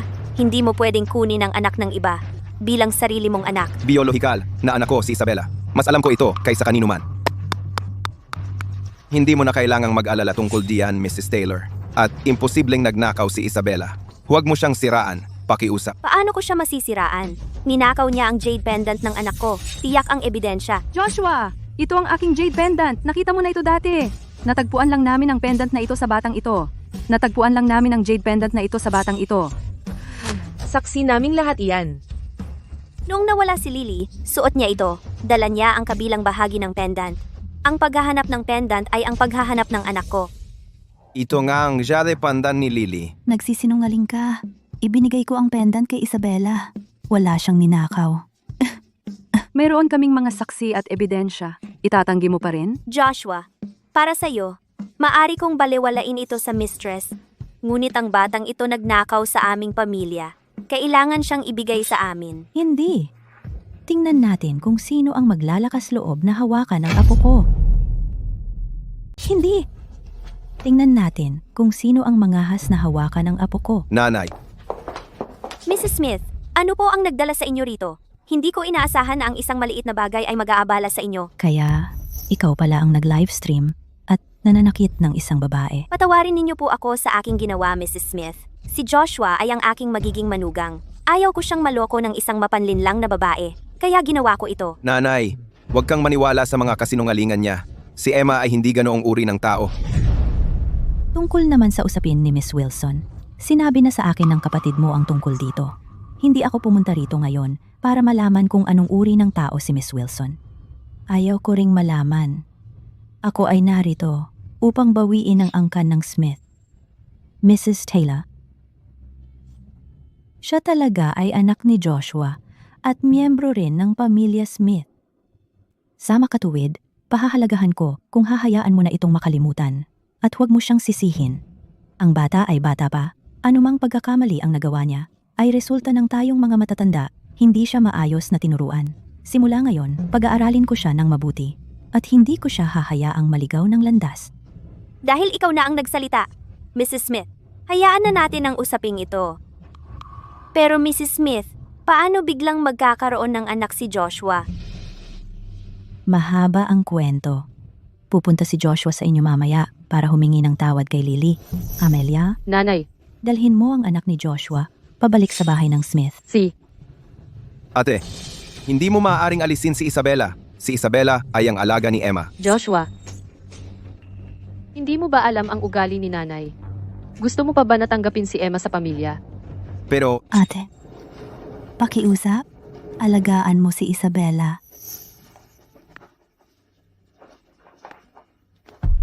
Huwag kang mag-alala. Aalagaan ko ng mabuti si Isabela. Tara na. Nanay, huwag mo iwan si Isabela. El, maging mabuti ka. Tara na rin. Tara na.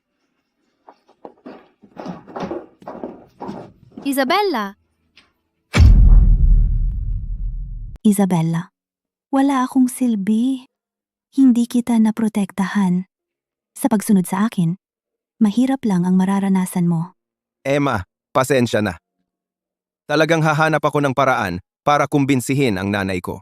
Para hindi kayo magkahiwalay ni Isabela ng matagal. Hindi mo kailangang humingi ng tawad.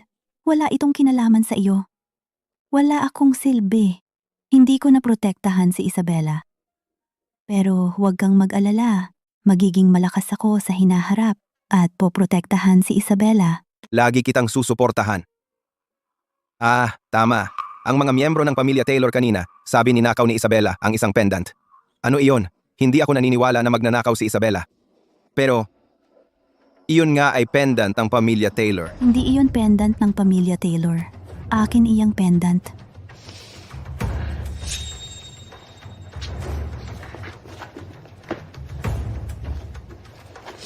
Tingnan mo.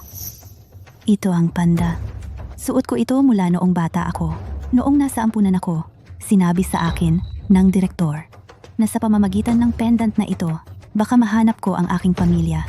Pero maraming taon na ang lumipas at wala akong nahanap. Siguro, iyang pendant ay talagang nakatulong sa iyo na mahanap ang iyong pamilya. Ano? Hindi ba sinabi ko lang na iyon ay pendant ng pamilya Taylor? Malamang na ikaw ay ang panganay na anak na babae ng pamilya Taylor. Panganay na anak na babae? Medyo kakaiba lang. Si Lily ay may kaparehong jade pendant. Ginamit niya ang pendant na iyon para makilala ng pamilya Taylor. Masyadong kakaiba ang bagay na ito. Sisiyasatin ko ito ng lubusan. Hanggang sa panahong iyon, magtatalaga ako ng tao para protektahan ka. Ang mga insidenteng tulad ng ngayon ay hindi na mauulit. Nanay,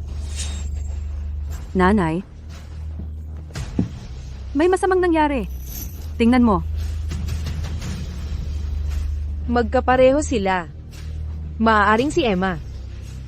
Talagang ang panganay na anak ng pamilya Taylor. Bakit siya? Sa lahat. Yung babaeng taga-baryo na yan, isang bagay na inaagaw niya si Joshua sa akin, ngunit ngayon sinusubukan din niya makipagkompetensya sa akin para sa posisyon ng panganay na anak ng pamilyang Taylor. Nanay, hindi mo siya pwedeng hayaang magtagumpay. Joshua, at ang posisyon ng anak na babae ng pamilyang Taylor, parehong dapat akin. Lily, huwag magmadali. Hindi hahayaan ni nanay na may sinuman. Kunin ang sa iyo. Brother White, may isang tao na kailangan mong asikasuhin. Madam Chairman, may 3 tao sa labas ng villa na kahina-hinala, sinusubukang buksan ang kandado. Dapat ba naming dakpin sila? Hindi. Tingnan natin kung ano ang gagawin nila. Ang mga kandado ng mayayaman ay mahirap buksan. Pero walang mahirap para kay Brother White.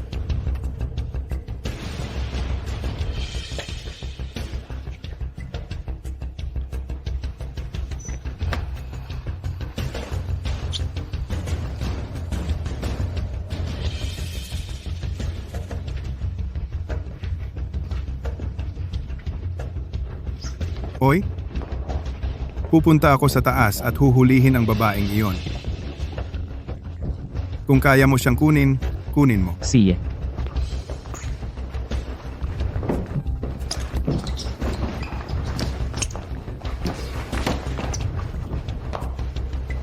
Magandang babae. Nandito si brother. Bibigyan kita ng konsiderasyon mamaya. Hoy, at maganda siya, di ba? Sino ka? Ako dapat ang magtanong niyan sa'yo. Palihim na pumapasok sa kalagitnaan ng gabi. Sinusubukang buksan ang aking kandado. Ano ang gusto mo? Oh, hindi. Jack, Tom, tulungan mo ako. Sinusubukan mo bang sila ang magligtas sa'yo? Ginoo, malamang may hindi pagkakaintindihan sa atin. Hindi tayo makikialam sa isa't isa. Ito ay isang malaking pagkakamali, isang tapat na pagkakamali. Ginoo, hoy, hoy. So, sino ba talaga ang hinahanap mo? Hindi ko masabi yan. Sasabihin ko sa'yo. Ito ay isang babae na nagngangalang Emma. Sino ang nagpadala sa'yo? Ginoo, may mga patakaran sa negosyong ito. Talagang hindi ko masabi. Pwede mo akong patayin? Hindi ko pa rin masasabi. Hindi kita papatayin. Pero pahihirapan kita ng dahan-dahan. Sabihin mo sa akin, saan ako magsisimula? Paano kung magsimula ako? Sasabihin ko, huwag saktan si White. Ito ay isang babae na nagngangalang Sofia. Siya ang yaya ng pamilya Taylor. Kung bakit niya ginawa ito, talagang hindi ko alam. Dalhin ang 3 sa kanila sa himpilan ng pulisya. Opo. Connor, agad mong imbestigahan si Sofia para sa akin. Hindi ko inaasahan na may magtatangkang saktan ako. Huwag kang mag-alala, basta't nandito ako. Hindi ko hahayaang may makasakit sa'yo. Mr. Smith, may nakita ako. Si Sofia ay may anak na babae sa probinsya, na mga pareho ng edad sa panganay na anak ng pamilya Taylor. Natagpuan namin si Lily at ang mga sample ng buhok ni Sofia. Inihambing namin sila. Kinumpirma nito na si Lily ay talagang anak ni Sofia. Mukhang si Sofia upang mailustay ang mga ari-arian ng pamilya Taylor, pinagawa ang sarili niyang anak na magpanggap bilang panganay na anak ng pamilya Taylor. Ang kalahating jade na kwintas ni Lily ay malamang peke rin. At ang paggamit ni Lily sa mga resulta ng paternity test ni Mrs. Taylor ay malamang na minanipula din ni Sofia. Paano naman ang mga resulta para kay Emma at Mrs. Taylor? Ang mga resulta ng paternity test. Lumalabas na ba sila? Narito na sila.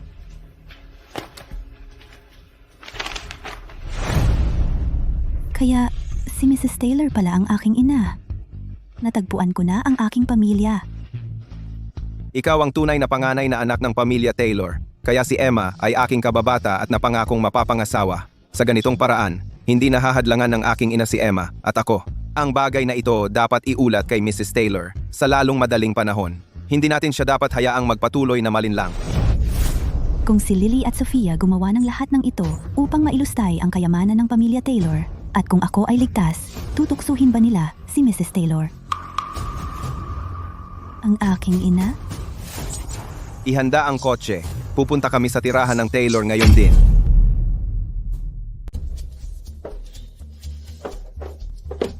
Nanay, ang mga taong ipinadala mo, bakit hindi pa sila nag-uulat? Nabigo ba sila? Hindi ko alam. Hindi ko makontak si Ginoong White.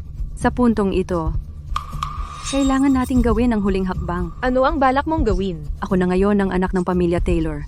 Sa sandaling mamatay si Mrs. Taylor, mamanahin ko ang buong kayamanan ng pamilya Taylor. Kahit na ang tunay na panganay na anak na babae ng pamilya Taylor ay lumitaw, magiging walang silbi ito. Nanay, ilagay mo lang itong supot ng pulbos sa almusal ni Mrs. Taylor at wala na tayong alalahanin. Si Mrs. Taylor ay naging mabuti sa atin. Kailangan ba talaga nating gawin ito? Oh, nanay? Kung hindi siya mamatay, kapag nabunyag ang katotohanan, tayo ang mamamatay. Ang kanyang buhay, para sa ating dalawang buhay. Magandang palitan iyan. Sige. Chairman, mukhang may aksidente sa trapiko sa unahan. Barado ang mga sasakyan dito at hindi tayo makagalaw. Ano ang gagawin natin? Hindi dapat nasa panganib ang nanay ko. Ayos lang. May paraan ako. Ginang, binibini, narito ang lugaw. Kainin mo habang mainit.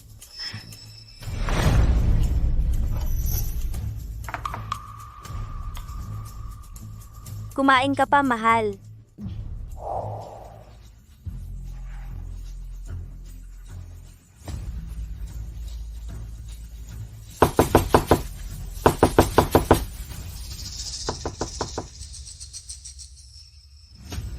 Sino ang maaga rito? Kainin mo itong lugaw habang mainit. Hindi na masarap kapag lumamig. Sige, si Lily ang nagmamalasakit kay nanay.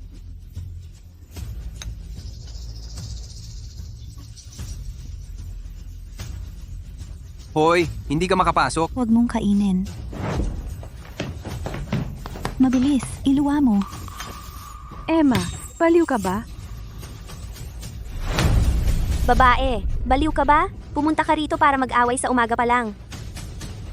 Joshua, pinapunta kita rito para humingi ng tawad kay Lily. Hindi para magdala ng tao para mag-away.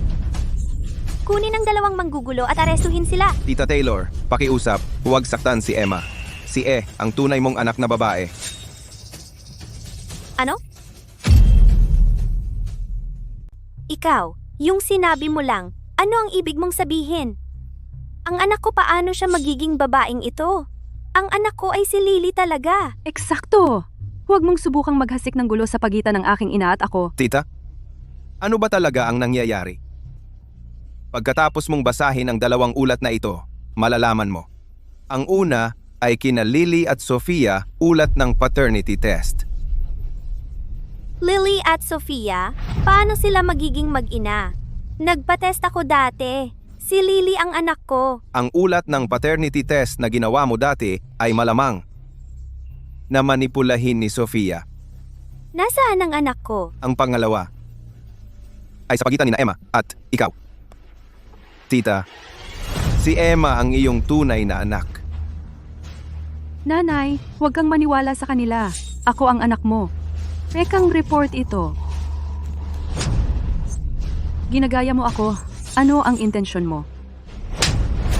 Ikaw ang gumagaya sa akin at inaagaw ang aking ina. Tita Taylor, kung hindi ka naniniwala sa dalawang ulat na ito, pwede mo silang ipatest ulit. Gayunpaman, bago lumabas ang resulta, kailangan mong lumayo kina Lily at Sofia dahil balak nila na nakawin ang kayamanan ng pamilya Taylor at magplano na saktan ang buhay mo. Nagsisinungaling ka! Paano ko sasaktan ang sarili kong ina? Napakabait sa akin ni Madam. Hindi ko siya sasaktan kailanman. Sige, kaya mo bang? Uminom ng mangkok na ito ng lugaw? Kaya mo bang? Inumin itong lugaw? Ano? May mali ba sa lugaw na ito? Sofia, ikaw ang gumawa ng lugaw na ito. Bakit hindi mo muna kainin? Bakit mo ko tinitingnan? Kain. Para sa kinabukasan ng anak mo, magsakripisyo ka na lang.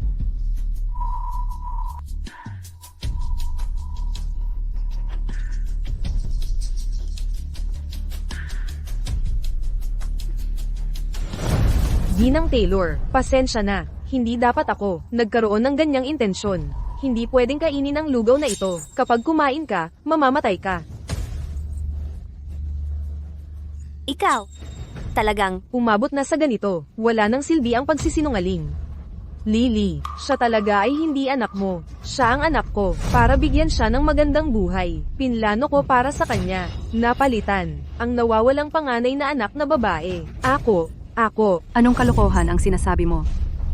Nanay, hindi ganyan. Ako talaga ang anak mo.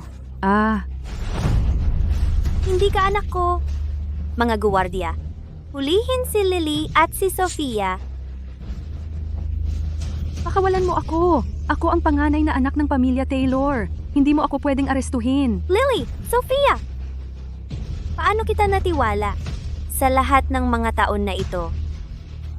Niloloko mo lang pala ako sa lahat ng oras. Patla, dalhin sila sa istasyon ng pulis. Titiyakin ko na mabulok sila sa bilangguan. Dalhin sila. Pakawalan mo ako. Nagkamali ako. Ingat.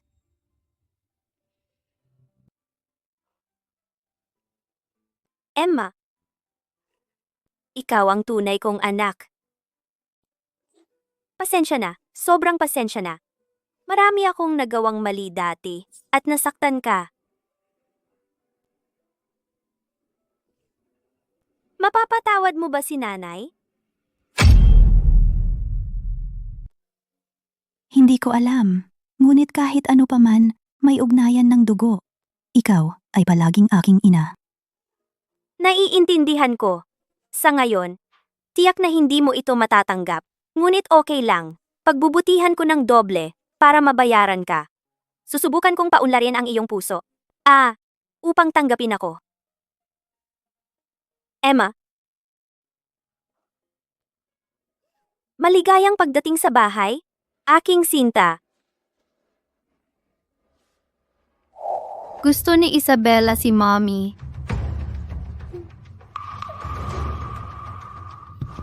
Lola, gusto kong makasama si Mommy. Hayaan mo na lang akong bumalik upang hanapin si Mommy. Ang iyong ina ay hindi kailanman makakapasok sa aming pamilya, Smith. Hanggat ako ay buhay, hindi mo siya makikita. Galit si Isabella kay Lola. Masama kang Lola. Pag-iyak at pag-aalboroto, hindi ka mukhang isang babae ng mabuting pamilya. Mga ordinaryong pamilya sa huli, hindi makapagpalaki ng mabubuting bata. Mr. Thomas, Oo, madam. Ano ang inyong utos? kunin mo ang dalaga ilang aralin sa etiketa upang itama ang kanyang masasamang ugali. Oo, aayusin ko ito kaagad. Nakakagalit ka. Kumusta? Ano iyon?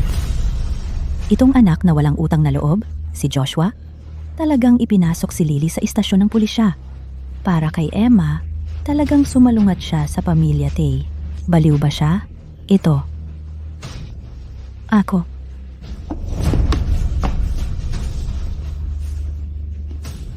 Gamot.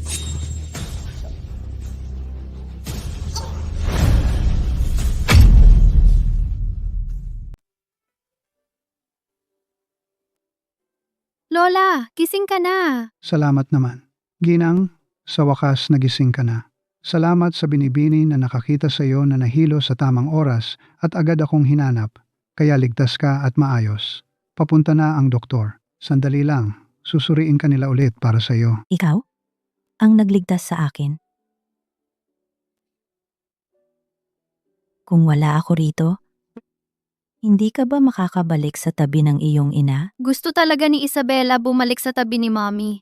Pero sinabi ni Mommy, kapag may nakilala kang nangangailangan ng tulong, dapat mo silang tulungan agad. Ayaw ako ni Lola makita si Mommy. Pero hindi masamang tao si Lola. Gusto kong tulungan si Lola. Lola, pasensya na. Hindi ko dapat sinabi kanina. Tinuruan ako ni Mommy na rumespeto sa nakatatanda, Lola. Hindi ko dapat kanina pinagalit ka. Anak, umiga ka sa tabi ni Lola. Ang iyong ina, kahit hindi kanya pinalaki upang maging isang dalagang may magandang angkan, ngunit pinalaki kanya bilang isang mabait na tao. Thomas, bilisan mo.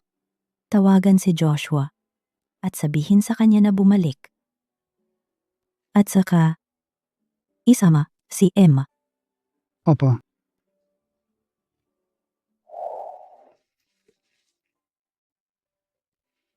Mommy, Isabella. Mommy, huwag kang umiyak. Mabuti naman ako. Hindi rin ako iiyak. Ang bait ni Isabella, Mrs. Taylor. Paano ka nakarating dito? Mrs. Smith, pasensya na talaga. Itong si Joshua, talagang isinugo niya si Lily sa presinto. Papuntahin ko si Lily pabalik at pagsisihin siyang humingi ng tawad sa iyo. Ngayong lumala na ang bagay na ito, sa tingin ko, ang kasal ng dalawang pamilya ay dapat nang kanselahin. Kung tutuusin, may anak na si Joshua at mahal na mahal niya ang ina ng bata. Mrs. Smith, hindi mo pa alam na ang kasal ng ating dalawang pamilya ay dapat ituloy. Ituloy? Nanay, si Lily ay hindi talaga anak ni Mrs. Taylor. Si Emma ang tunay na panganay na anak ng pamilya Taylor. Ano? Ito. Nagpanggap si Lily na anak ko. Ang pagpunta niya sa bilangguan ay nararapat lang. Sa kabutihang palad, hindi naman ako pinabayaan ng langit. Binigyan ako ng pagkakataong mahanap ang tunay kong anak. Nanay, Sa sinabi mo lang, tinatanggap mo na magkasama tayong dalawa. Ang aking anak at apo ay mahal na mahal siya. Paano ko siya hindi tatanggapin? Bukod pa rito, siya na ngayon ang panganay na anak ng pamilyang Taylor. Ano pang dahilan ang mayroon ako upang hindi siya tanggapin? Emma, sa wakas ay magkasama na tayo ng formal. Lily, inuako ng iyong ina lahat ng sisi para protektahan ka upang magkaroon ka ng magandang buhay sa natitira mong mga araw. Ikaw, tigilan mo na ang pag-iisip ng mga kalokohan. Bumalik ka sa probinsya kasama si Uncle Bruce at mamuhay ng maayos. Ipinapangako ko na basta't masunurin ka, hindi kita pababayaan. Ayaw kong bumalik sa probinsya. Gusto ko manatili rito. Muntik na akong pakasalan ng pinakamayamang tao sa lungsod. Muntik na akong maging mayaman na asawa. Bakit ako babalik sa probinsya? Muntik. Ibig sabihin, hindi ka nagtagumpay. Lily, harapin mo ang katotohanan. Tigilan mo ang pagpapantasya. Hindi! Si Joshua ay akin. Siya ay akin. Kung hindi lang dahil sa walang kwentang si Emma ang nakikialam, matagal ko na sana siyang napakasalan.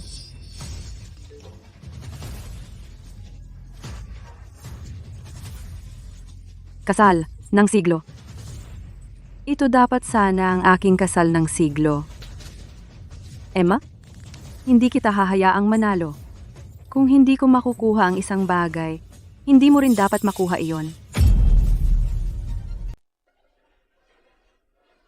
Wow! Tingnan mo, ang ganda ng bride. Wow! Emma!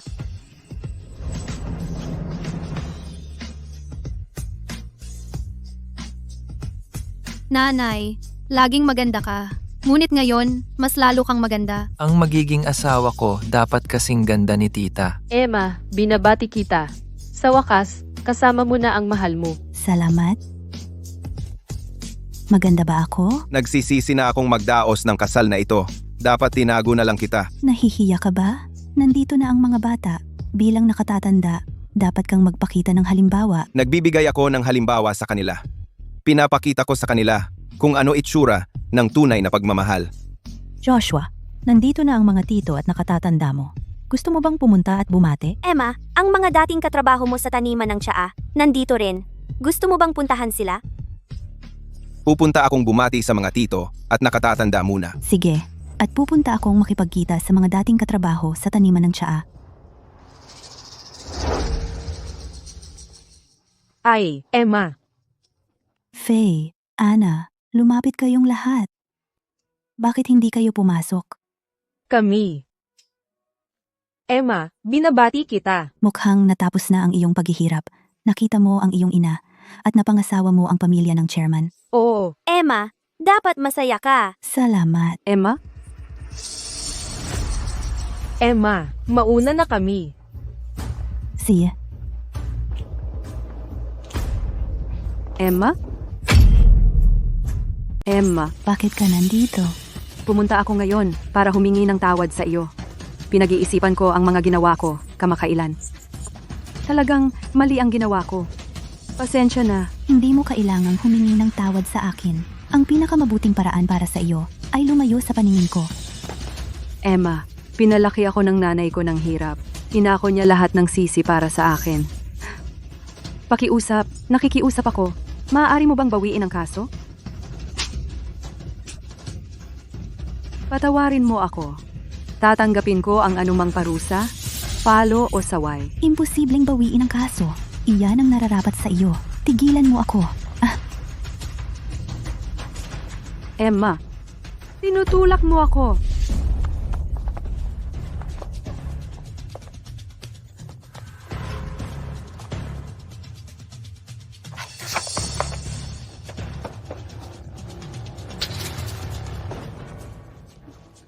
Ang batang ito ay napakaganda. May itsura at katawan. Kaya naman ang pinakamayamang negosyante sa lungsod ay nagustuhan siya ng sobra. Siya ay isang babaeng manliligaw na nilandi si Joshua. Mr. Thompson, dahil gusto mo siya ng sobra, sa iyo na siya. Pero siya rin ay isang dalaga ng pamilya Taylor at ang magiging Mrs. Smith. Natatakot ako. Ano ang kinakatakutan mo? Nabili ko na ang mga tiket ng eroplano. Pagkatapos nito, tutakas tayo ng magkasama. Marami akong perang nakuha mula sa pamilya Taylor.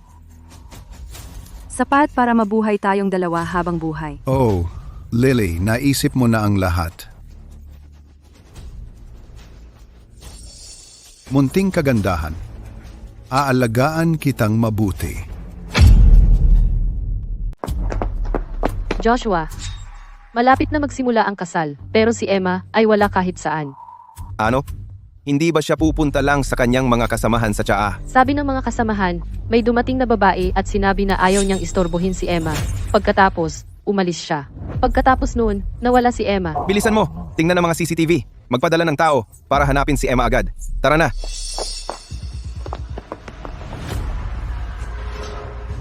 Ganda. Andito na ako. Ganda.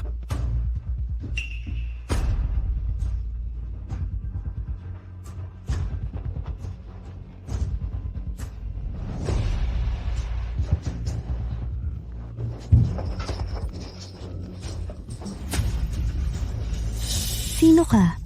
Bitawan mo ako! Joshua! Bitawan mo ako! Huwag, Joshua! Shaunwan! Joshua! Emma!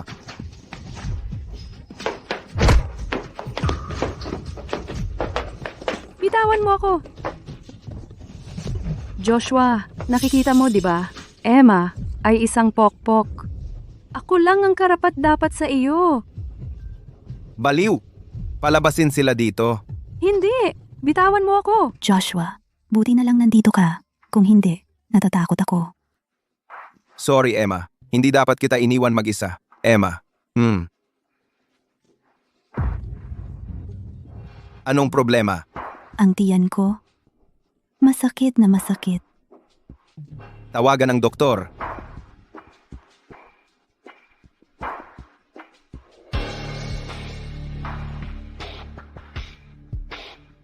Doktor, kumusta ang asawa ko? Okay lang siya. Buntis lang siya. Siguro ay masyadong emosyonal kanina, naapektuhan ang matris na naging sanhi ng ilang pananakit ng tiyan. Buntis? Magiging ama na naman ako. Magiging ate na naman ako. Magiging lola na naman ako. Magiging lola na rin ako. Hindi ko inaasahan na buntis ako. Diyos ko, Ang ganda nito. Dobling kaligayahan ito. Emma Joshua. Malapit na magsimula ang kasal, huwag palampasin ang maswerteng oras. Mahal, tara na magpakasal na tayo. Silya,